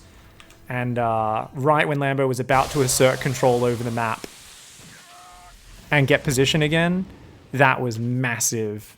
Hot damn. GG, well played. Beasty takes the lead again, or pushes the lead further, I should say. 4-1. Oh my god. But guess what, guys? We've only got Lambo's Zerg versus Terran, Lambo's Zerg versus Zerg, Lambo's Zerg versus Protoss, and TVT left.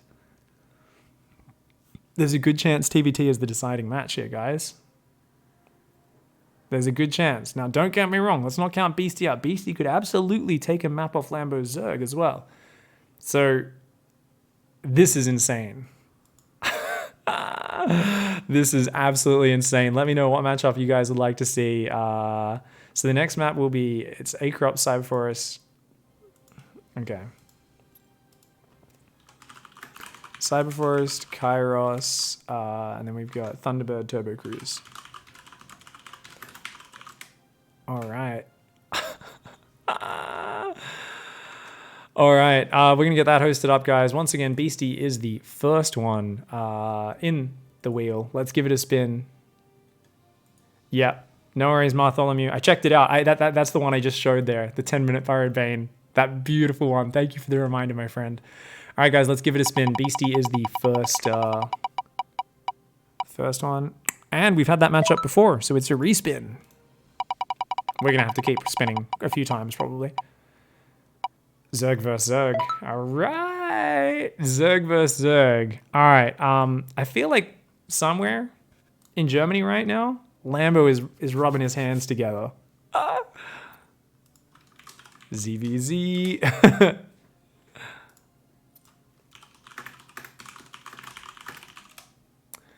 I think SieMichAuch will be hosting up Cyber for us now, which will be great. We're going to be getting to that next map in just a sec, guys. I really appreciate you all hanging out and enjoying this series, guys.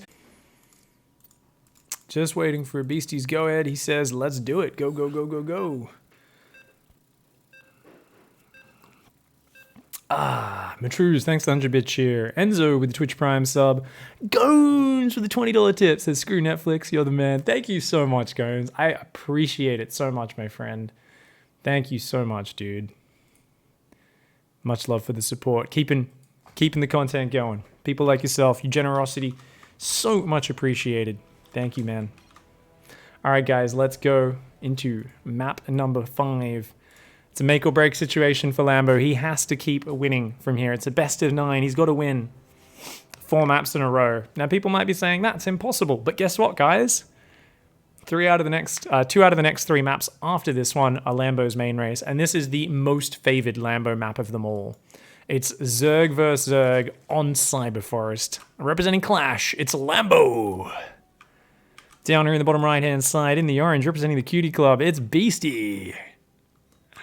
And Beasty's going to take 3rd base first to kind of trick him. He's going to drop a gas right... Oh, it's the dumbass build. He's doing the dumbass build. So the dumbass build, guys, is where you do an extractor trick. You go 15 hatch, 14 gas, 13 pool. Or in this case, I think he did a double extractor trick. And then the idea is they see the hatch. They think you're going hatch first. And then they just play normal. However, normally, especially on a small map like this, the Overlord gets there, and any high-level player, like really high level, any top GM, any pro, sees the hatchery is like 20 seconds earlier than normal, and they're like, well, there's only one build off this. That's you pretending to expand while massing speedlings and going for an all-in. And that's why it doesn't work very well. I call it the dumbass build because it gets held even when you don't realize it's coming. On really big maps, we saw Cyril try it versus Rogue at BlizzCon. It was the only map he lost against Rogue. Like, it's such an unreliable build, and it really does rely on your opponent both reacting poorly once they see the Ling Flood coming and hopefully kind of buying the bait of the hatch. Now, Beasty's done something fascinating. He's gone for the hatch at the 3rd, so it can't be scouted that early. So Lambo's going to go, oh, what's going on? What the fuck? Oh, it's an all-in. But then he'll see the creep at the 3rd, go, oh, it's like a... Oh, you were just trying to trick me. It is actually hatch first. So he's trying to get Lambo caught up, kind of overthinking and not realizing that this hatch is too early. So Lambo, of course, he sees no natural and he's going to go, whoa, what the fuck? He's going to start reacting with a lot of safety. Spine crawler, baneling nest, but what he's looking for. And then he sees the creep and he goes, oh, actually, you did take a 3rd. And Beasty wants him to cancel. Cancels the spine, cancels the bane. Beasty's baited it. Oh my God, he's baited it. He wants him to cancel. He wants Lambo to be like, oh no, you actually are macroing. Oh my God. This is like, okay, you see, I don't even know if I can call this the dumbass build because this is a big brain version of the dumbass build. Holy shit. And a lair starts. No, Lambo. Okay, he sees no, oh, he didn't scout. He didn't see no drones. He didn't check the mineral line. Oh no, Lambo. Lambo! No, not like this. He has to wall off right now with Evo chambers. Wall off, build a spine crawler. No, he left a hole in his wall. I don't think that's the... Yeah. Oh my God. He needs to bring more drones. Stop building workers. He's building workers right now. You need to build more Evo chambers, Lambo. This isn't all in. You got to take this seriously, buddy. Oh no! Oh, I'm so scared right now for Lambo's life. If he loses Zerg vs Zerg to Beasty, he will be so upset. Oh my God, the Queen with the energy for transfuse is up front as well. But there's just so little surface area in this Evos.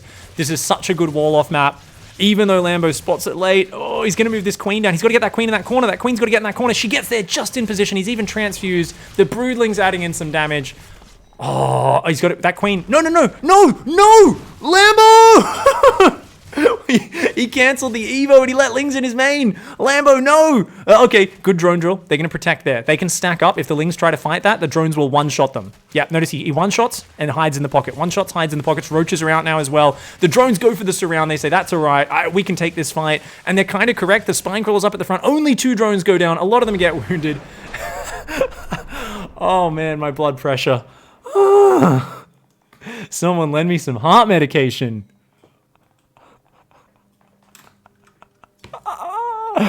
That was the best all-in ever. That was so sick. If you're ever going to beat someone that is that much favored versus you, it is with a build like that. Oh my god. I was telling you guys that Beasty has a huge brain, right? So for those of you who weren't watching earlier, we're talking about how Beasty's massively unfavored against Lambo's Zerg. But in Zerg versus Zerg, Beasty has a 19% win rate. That's right, a whopping 19%. So this was the worst matchup out of the entire lot, and yet he makes it close. He makes it scary. The cancel on the spine and the Baneling Nest. It's like, I'm like, he really wants him to start both of those, then second guess himself and cancel them both. Thankfully, Lambo does hold on. Let's see what we get for the next matchup. Of course, Beasty is the first letter in the spin, and we've already had that matchup, so let's give her another spin. And Beasty, Zerg, Lambo's Protoss, we already had that. He did a Ling all-in, a Guru build. We already had that. Let's give it another spin. There's only like 3 matchups left, so we're going to need to spin this a bunch of times because we can't have repeat matchups is the way it works, guys. PvP, Lambo won that before. It's currently 4-2 in favor of Beasty, by the way, guys.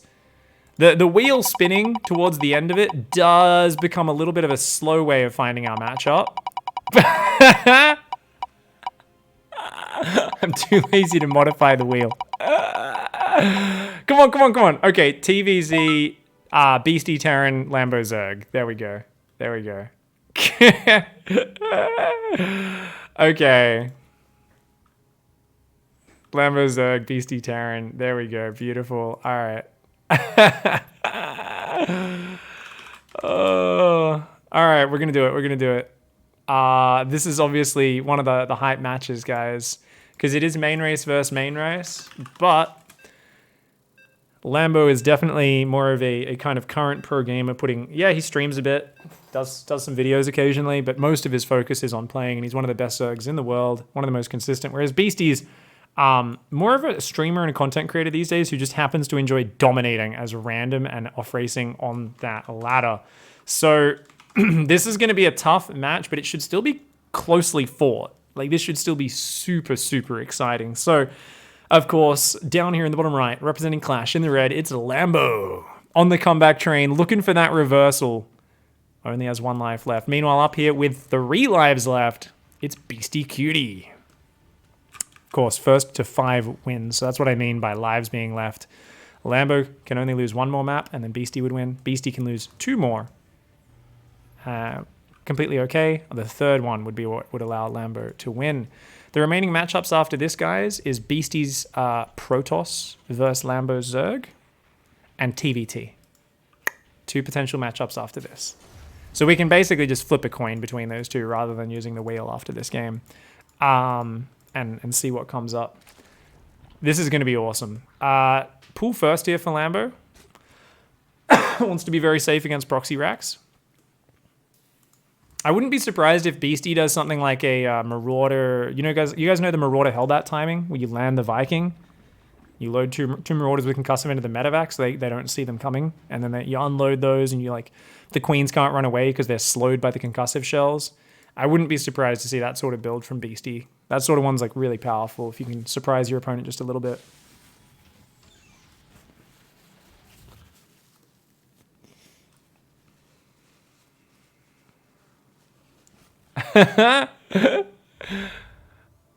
Radnor says, I will make a less visually appealing, more functional version of that right now if you want. I mean, I could do it on the same website, but I've just been too lazy to get it organized, that's all. It's fine.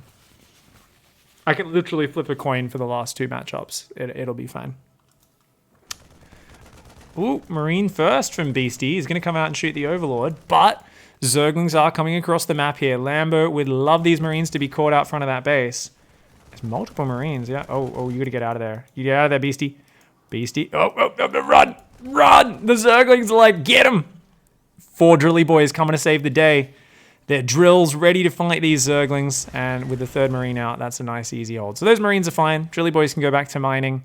Overlord also says, you know what? You're going to come down here and spot that Overlord at some point. So he's queuing it up to run back, maybe there or on that bit of high ground. He's going to just keep it back for now in case a barracks floats down or something like that. And right now, Lambo's like, okay, let's just like spread some lings out, keep some scouting behind this. No ling speed started just yet. Of course, Lambo went for the fast 3rd and a delayed Zergling speed since he built those early Zerglings to pressure. Factory and reactor coming up nice and fast behind this. And Beasty with that 2nd gas now down. It's going to be a quick 3rd CC for Beasty, I believe. Oh, maybe not. I say that in orbital. The orbital's 150 minerals. That's 200 minerals. Starport drops 150 minerals. I'm like, okay, there goes that 600 minerals. He touched 600 minerals. I was like, is he going 3rd CC? No. Marine's still building. It's a hell-bat timing. Yeah. He queues up the next 2 Hellions before these 2 even finish. I would. It definitely feels like it's going to be medevac first out of that starport into a hellbat timing. Real fast one. Baneling Nest is already queued up for Lambo. Lambo's being super safe as well. He's like, this opening was weird. Let's get some insurance. Lambo likes to play it safe, gets a bit of life insurance. Probably a good thing Zerg players should invest in a little bit more versus a Terran player that's being a bit janky. Building Marines to deny scouting is always a sign that your opponent's up to no good. So he hasn't queued up his 5th and 6th Hellion. He's got the Armory on the way though already. So there we go. It's Armory, yeah, Medevac, Armory, and then 5th and 6th Hellion. So it's going to be 6 Hellbats, 5 Marines, and a Medevac. Lambo came in with a Zergling there, sees the Hellions. He's really keen to know what's going on. He's building 2 more queens. So he's going to have 5 queens. He's not going to spread any more creep tumors. So in about 30 seconds, he'll start getting transfuse on these queens. Hopefully he doesn't drop any injects or creep tumors because that means less transfuse. There goes an inject. No, there goes a creep tumor. That's 1 less transfuse. Don't inject. Oh, he injects. Oh, God. He's only going to have 1 transfuse, and it's on the lowest energy queen, so it's going to be a while away. Meanwhile, though, 4 Banelings are morphing. That's a really good start to this. Ling's running in here, being annoying. Going to pick off the SCV, building the depot. Nicely done. Hellions will start to clean that up. And the Marines starting to drop at the front. Beasty's got to morph Hellbats.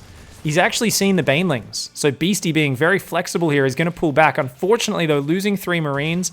And look at that patience from Lambo. Didn't let the Banelings detonate on a few unupgraded Marines. The Medevac, of course, could not go back to pick that up because the Queens would have shot it down.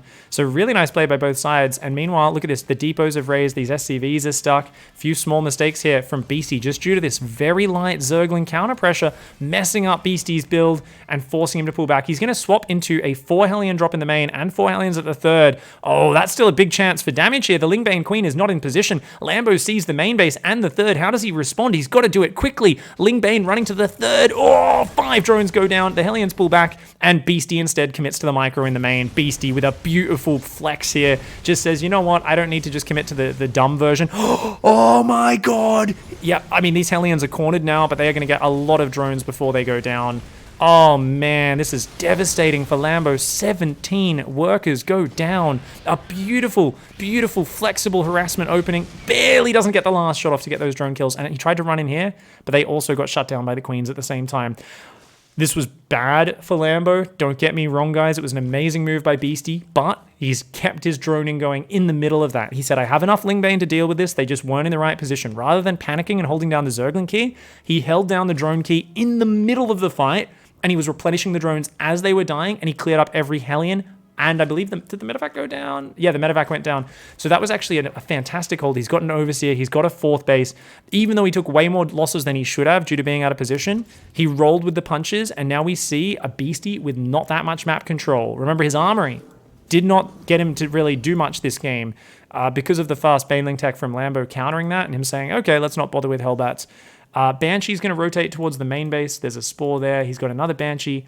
Looks like it might join up with that. Hellions roaming around the top. They're going to try and dive one more time. I like the scan. He sees the Lingbane. He's just going to have to, just pick off a few units here or there. But he can't really do too much. Banshee's going to dive to the natural. Good choice. Yeah, so he starts focusing the Banshee. The Queen, sorry. Queen goes down. That's the mobile anti-air gone. And look at that. Very nicely done. 3 workers. He's going to pick off those gases as well. And one more queen going to go down up here. The Hellions on the north side doing well. Takes a few banelings on the Hellbats.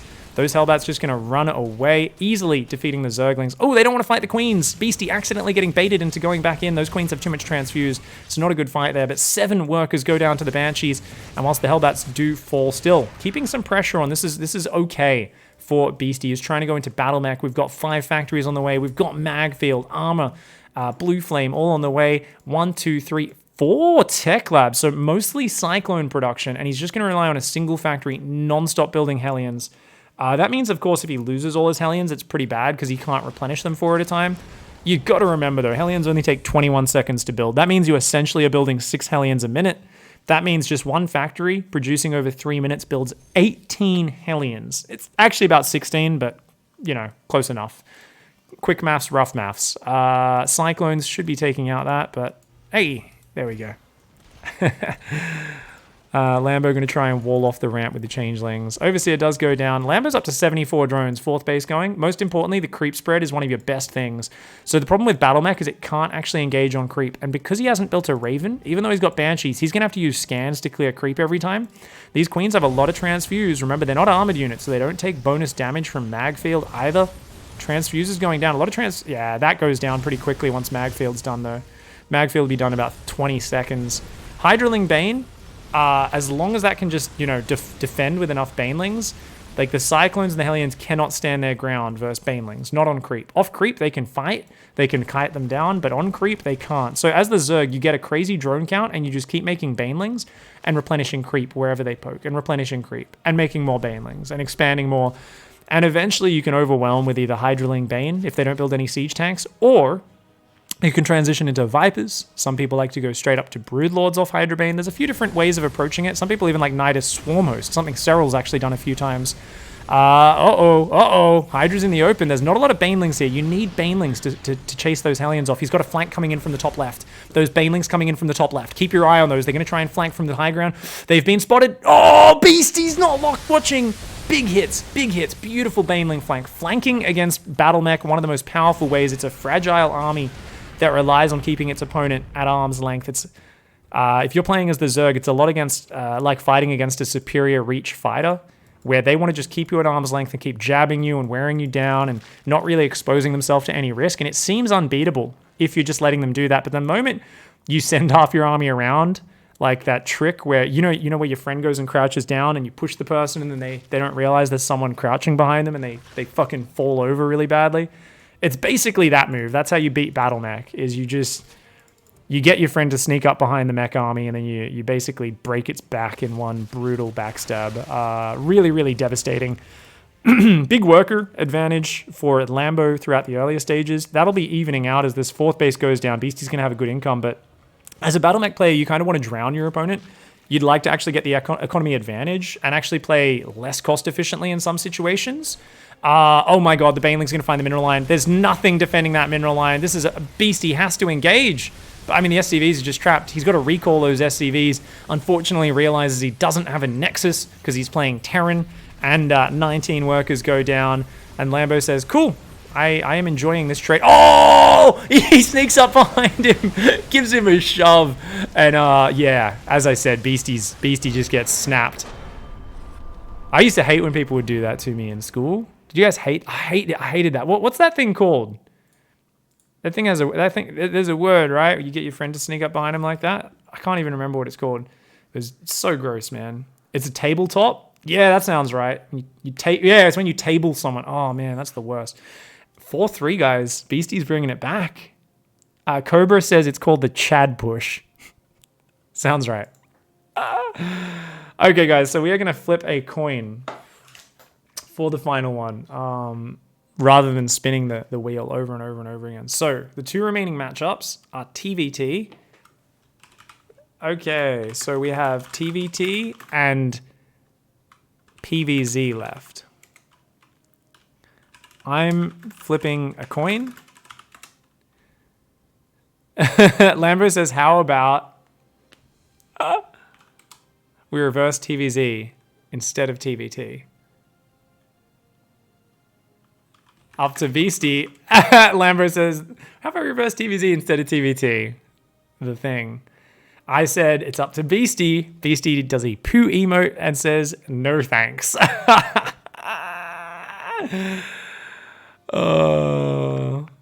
Lambo says, I think it would make it a lot more interesting if TVT is the last matchup. Beasty says, my Zerg sucks. I'm actually shocked that I won. Lambo says, yeah, Acropolis is not a tank push map. It was stupid by me. So Lambo is trying to kind of wiggle his way into a more exciting situation here. Of course, guys, there is 100 euros on the line. 65-35 split. So there's still a good difference between those, but I didn't want to make it like a 70-30 or an 80-20. So there's still a solid difference between the two, but we want to reward the player who loses as well, since this is such a fun and experimental format. So we're always very happy the players will play us. We always want the loser to get rewarded as well, at least somewhat.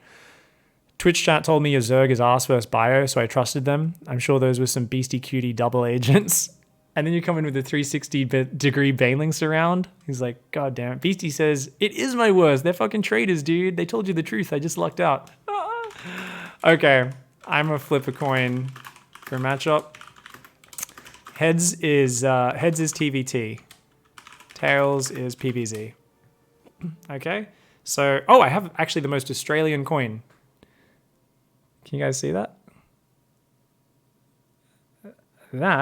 Wait, that's a New Zealand. I'm like, wait, that's a Kiwi, Jared. That's a I'm like, what animal is that? Because I thought it was a platypus, and then I'm like, I'm holding up to the camera, and I'm like, that's a Kiwi. I'm like, that's not an Australian. Okay, I have the most New Zealand coin. For some reason, I have it. This looks identical to an Australian 20-cent coin. It has the queen on the back and everything. Apparently, this was made in 1980, and that, my friends, is the Australian Kiwi. New Zealand is a province of Australia. So what do they say? Heads is TVT. All right, let's go. Heads. It's TVT first. The Queen. Queen Elizabeth.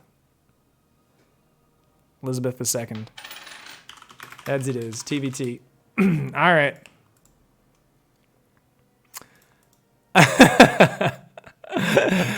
Lambo says, yikes. You got this, Lambo. Game 9, let's go. Beasty says, then I'll just beat your Zerg with Protoss in the last game anyway, Kappa. Lambo says, I actually leave TVTs on ladder when I'm off racing. Oh, no. Beasty says, yeah, I leave ZVZs too. Oh, okay. I really want to see Lambo bring this one out. Let's see what we can do. Come on, Lambo. Bring us to the final map where he would be massively favored, of course, in ZVP if we get there. This has been such a back and forth series. This is going to be a lot of fun. Terran versus Terran. Thank you to Queen Elizabeth. I'm sure Beastie is very happy. We got this one first. Even if he's confident in winning this, he wants it to be a 5-3, not a 5-4. Beastie's like, thank you, Queen, for Queen and country. Does Serbia have a queen, guys? Jamie, can you look that one up for me, please? I need to find that one out. All right, guys. Down one map. Needs to win the next two in a row to close it out, to bring the comeback. Up here in the top left, in the red, representing Clash, it is Lambo. Serbia does not have a queen. It says 3 people, and then someone says, yes, they have a queen. Jamie, get your fact-checking on Wikipedia. Go. Thank you. Down here in the bottom right-hand side, in the orange, representing the Cutie Club, it's Beastyqt. Young Twitch chat, can you look that one up for me? Yes, they have a queen. No queen. 1 queen. What the hell, Twitch chat? You guys are hopeless. Serbia, definitely no queen. There's like a few Serbians in chat who are telling me the truth, and everyone else is just trolling. I hate you guys.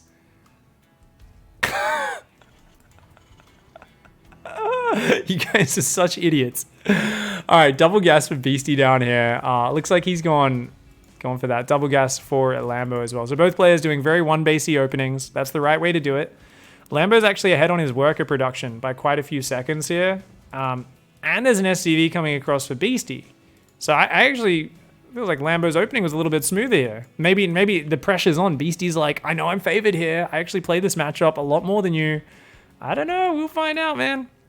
By the way, guys, the new format of SC Master is a one once a month show match. We might do it more often if we can get enough support behind it, maybe find another sponsor. But Verkwer has been kind enough to basically promote this whole idea of the SC Master Tournament. He actually got tenured as a professor originally, was celebrating and said, I am going to make the StarCraft tournament I've always wanted to see. And he actually sponsored a whole big top 8 invitational tournament previously. You guys can find all the VODs under that SC Master command. It's been getting spammed in chat by people who are tuning in and trying to figure out what's going on. So yeah, if you guys want to see the VODs for that, check it out. The winner of that was Scarlet. So I actually want to get her to play the winner of this in the next show match, if possible. The problem, of course, is ping differences. We are going to try to match region with region wherever possible. So if we can get Neeb to play, which is very, very tough, we would love to do like Neeb versus Scarlet. But as it is, I might have to do Scarlet versus a Korean. If I can get, I know Maru and Dark have insanely good off races. If I can get one of them to play, that'd be awesome. I'm gonna have to get back on what's that Korean app? I have it on my phone. And I have a few Korean players on there, but it's like Korean WhatsApp. What is that app called? It's somewhere on my phone. I'll find it later. I'm going to have to start harassing players. Are you kidding me? Oh my God, what a rough start. That is terrible. That is terrible. Proxy Starpool gets cancelled. Rebuilt at home immediately. Both players are still so one-basey. Finally, an expansion does go down for Beasty. Not a fast one at all. So we've got 2 Reapers and 2 Hellions.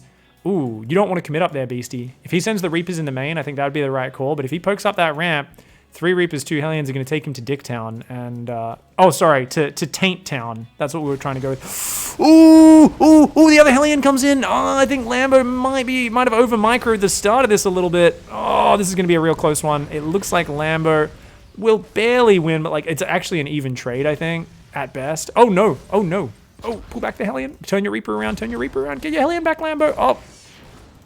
Okay. If Lambo can get one more hit, which he should. Okay, he does get that kill. It's not the end of the world. It works out okay, but his command center massively behind. He's got a Liberator on the way here. Meanwhile, Cyclone on the way. I think Beasty much more comfortable adopting a defensive standpoint. Reaper's going to jump into the main base and try to do some damage there. Meanwhile, Hellions are going to run in and try to snipe that SCV on the front by the looks of it. Still building Hellions and Reapers is Lambo. Oh my God, this is the most YOLO opening. Meanwhile, Raven tank for Beasty. Beasty's playing solid, and Lambo's going full NA ladder right now. After not winning the first skirmish, that like really hurts this opening. He's going to jump in, get an SCV, and then pull out. Oh, he might get a few more. That could be nice. Oh, okay. No, you got to click the SCVs. This is a sack. Run. I only got 2. 3? Okay, not bad. Not the end of the world. He's got to get the Liberator to go towards the main. Don't show the lib, Lambo. Oh, no. It just got spotted. Easy holds for Beasty here. So with the Liberator, whenever it's not a surprise, it does 0, I believe is the technical mathematical term. 3rd gas already on the way here. Another Cyclone and a 3rd CC. So Lambo's doing good on his SCV production. Even though I feel like he's lost these skirmishes pretty damn hard, and indeed he has. He also realized the lib was spotted, so he's going to rotate that to the natural. This is a good choice. Good choice. Cyclone and Raven. This is your anti-Banshee, anti-Liberator squad. There we go, though. Lib's going to come in. Oh, he might even get the tank. Is he going to go for the tank? Do you reckon he focuses it? Okay, Marines did pull back. Oh, doesn't quite get it. And you can run away. Beautifully done by Lambo. Bit of mining time. Damages a tank. Kills a Marine. Keeps the Lib alive. Lambo's actually doing a really good job, guys. This is very nicely played. He's got his own Ravens on the way, his own tanks, and his own Marines. The scary thing that I consider here is the fact that there's a second Raven on the way. This Raven's already gathering energy. If you guys don't know, the Raven is like the Pandora's box of win in TVT. Like, it is just like... It's got many different things it can do to win, but basically all of them win. Any early game skirmish, the player who lands the more Raven spells first tends to crush the first big engagement. So it's going to be like Lambo needs to take a perfect first engagement against because 2 Ravens, 3 tanks are going to be out, a Cyclone, a pack of Marines. Beasty should just push across the map with that, knowing he's won the early skirmishes. And Lambo, excuse me guys, is going to rely on the Liberator backstab and perfect siege ups and defense at home to hang on. He's got his own second Raven. If he can land his spells first or land a good interference matrix on one of Beasty's Ravens, he'll crush it. That being said, Beasty might just sit back. We'll keep our eyes on it because Beasty has a much slower 3rd CC, equal work account. Yeah, Orbital's already finished there. I think Beasty scans, sees the 3rd CC. He's got to push. Come on, you know you want to, man. I feel like it's like a no-brainer. pushing right now. Starport is not on a reactor. It's building a reactor, which means no Vikings with this push, which is definitely unfortunate because we've already got Viking production for Lambo. And those Vikings, plus maybe a good Cyclone lock-on, could zone this army out. Good Marine production from Lambo. Yeah, he's got a decent little Marine count. Sensor Tower is going to help. I actually feel like Lambo's setting himself up to get ahead in this game. If he can hold this pressure all right, he's got his 1-1 on the way against just +1 for Beasty. Beasty's got 3 barracks going and medevac. So he's going to have like a lot of sustained aggression over the next few minutes where he can drippy drop, come in from many angles. Whereas Lambo is going to be the just camping and defending guy. Oh, good plays, good plays. Lambo goes forward and intercepts, but the auto turrets get down very quickly there for Beasty. The tanks on cooldown. He should have kept his units in front of the tanks, maybe? I don't know. Actually, maybe a very good pullback there. Oh, loses a Raven. That Raven there, baiting him a little bit. He's like, oh, you fucking piece of shit. Oh, he's got a tank up there. That's really good. Because I think Beasty's going to try to move north. I don't think he knows about that tank. Oh, he actually moves left. That's the correct angle. That tank not in position, and now he's in range of the command center. Okay, both players very afraid right now. But remember, Viking advantage does go to Lambo. Yeah, and Beasty won't be able to scan forever. So this is actually okay for Lambo. This is not the end of the world. That tank gets a glimpse of SCVs as they go past. The next one, because its turret is oriented in the right direction, it should land a shot. Whereas before, its turret was facing that way. Oh, Marine's going to try and drop over there. Quick repair, quick repair, quick repair.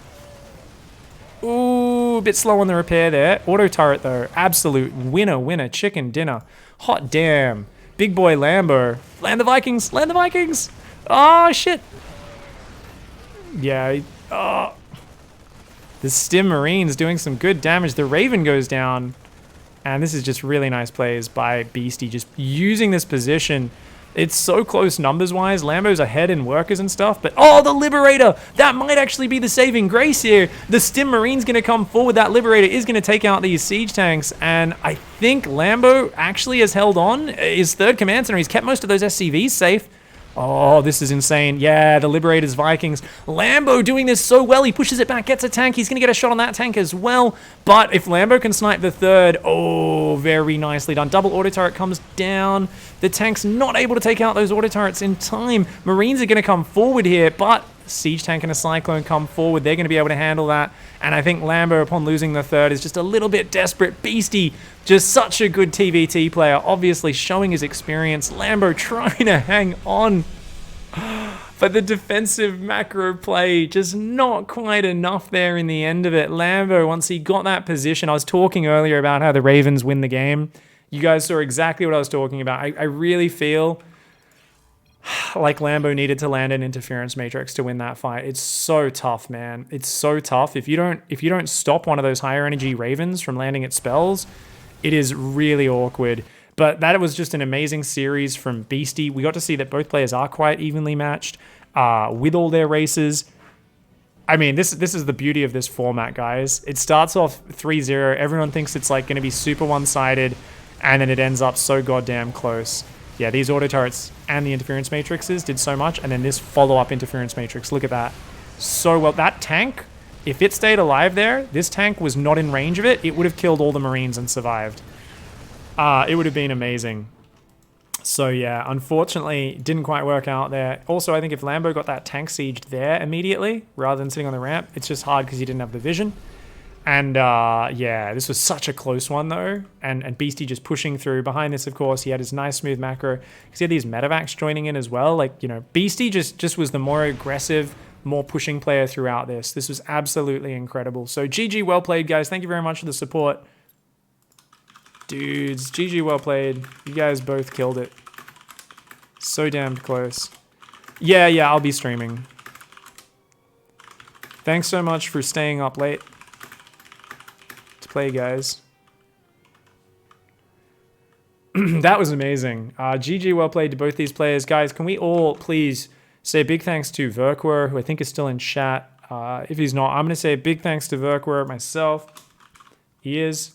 Thank you for sponsoring this. But more importantly, guys, make sure you check out both players' Twitch channels. So Lambo is the best Zerg player to learn from in the world on his stream.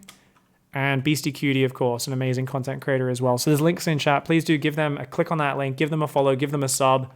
And they are absolute legends. So GG, well played. Beasty is today's StarCraft master, guys.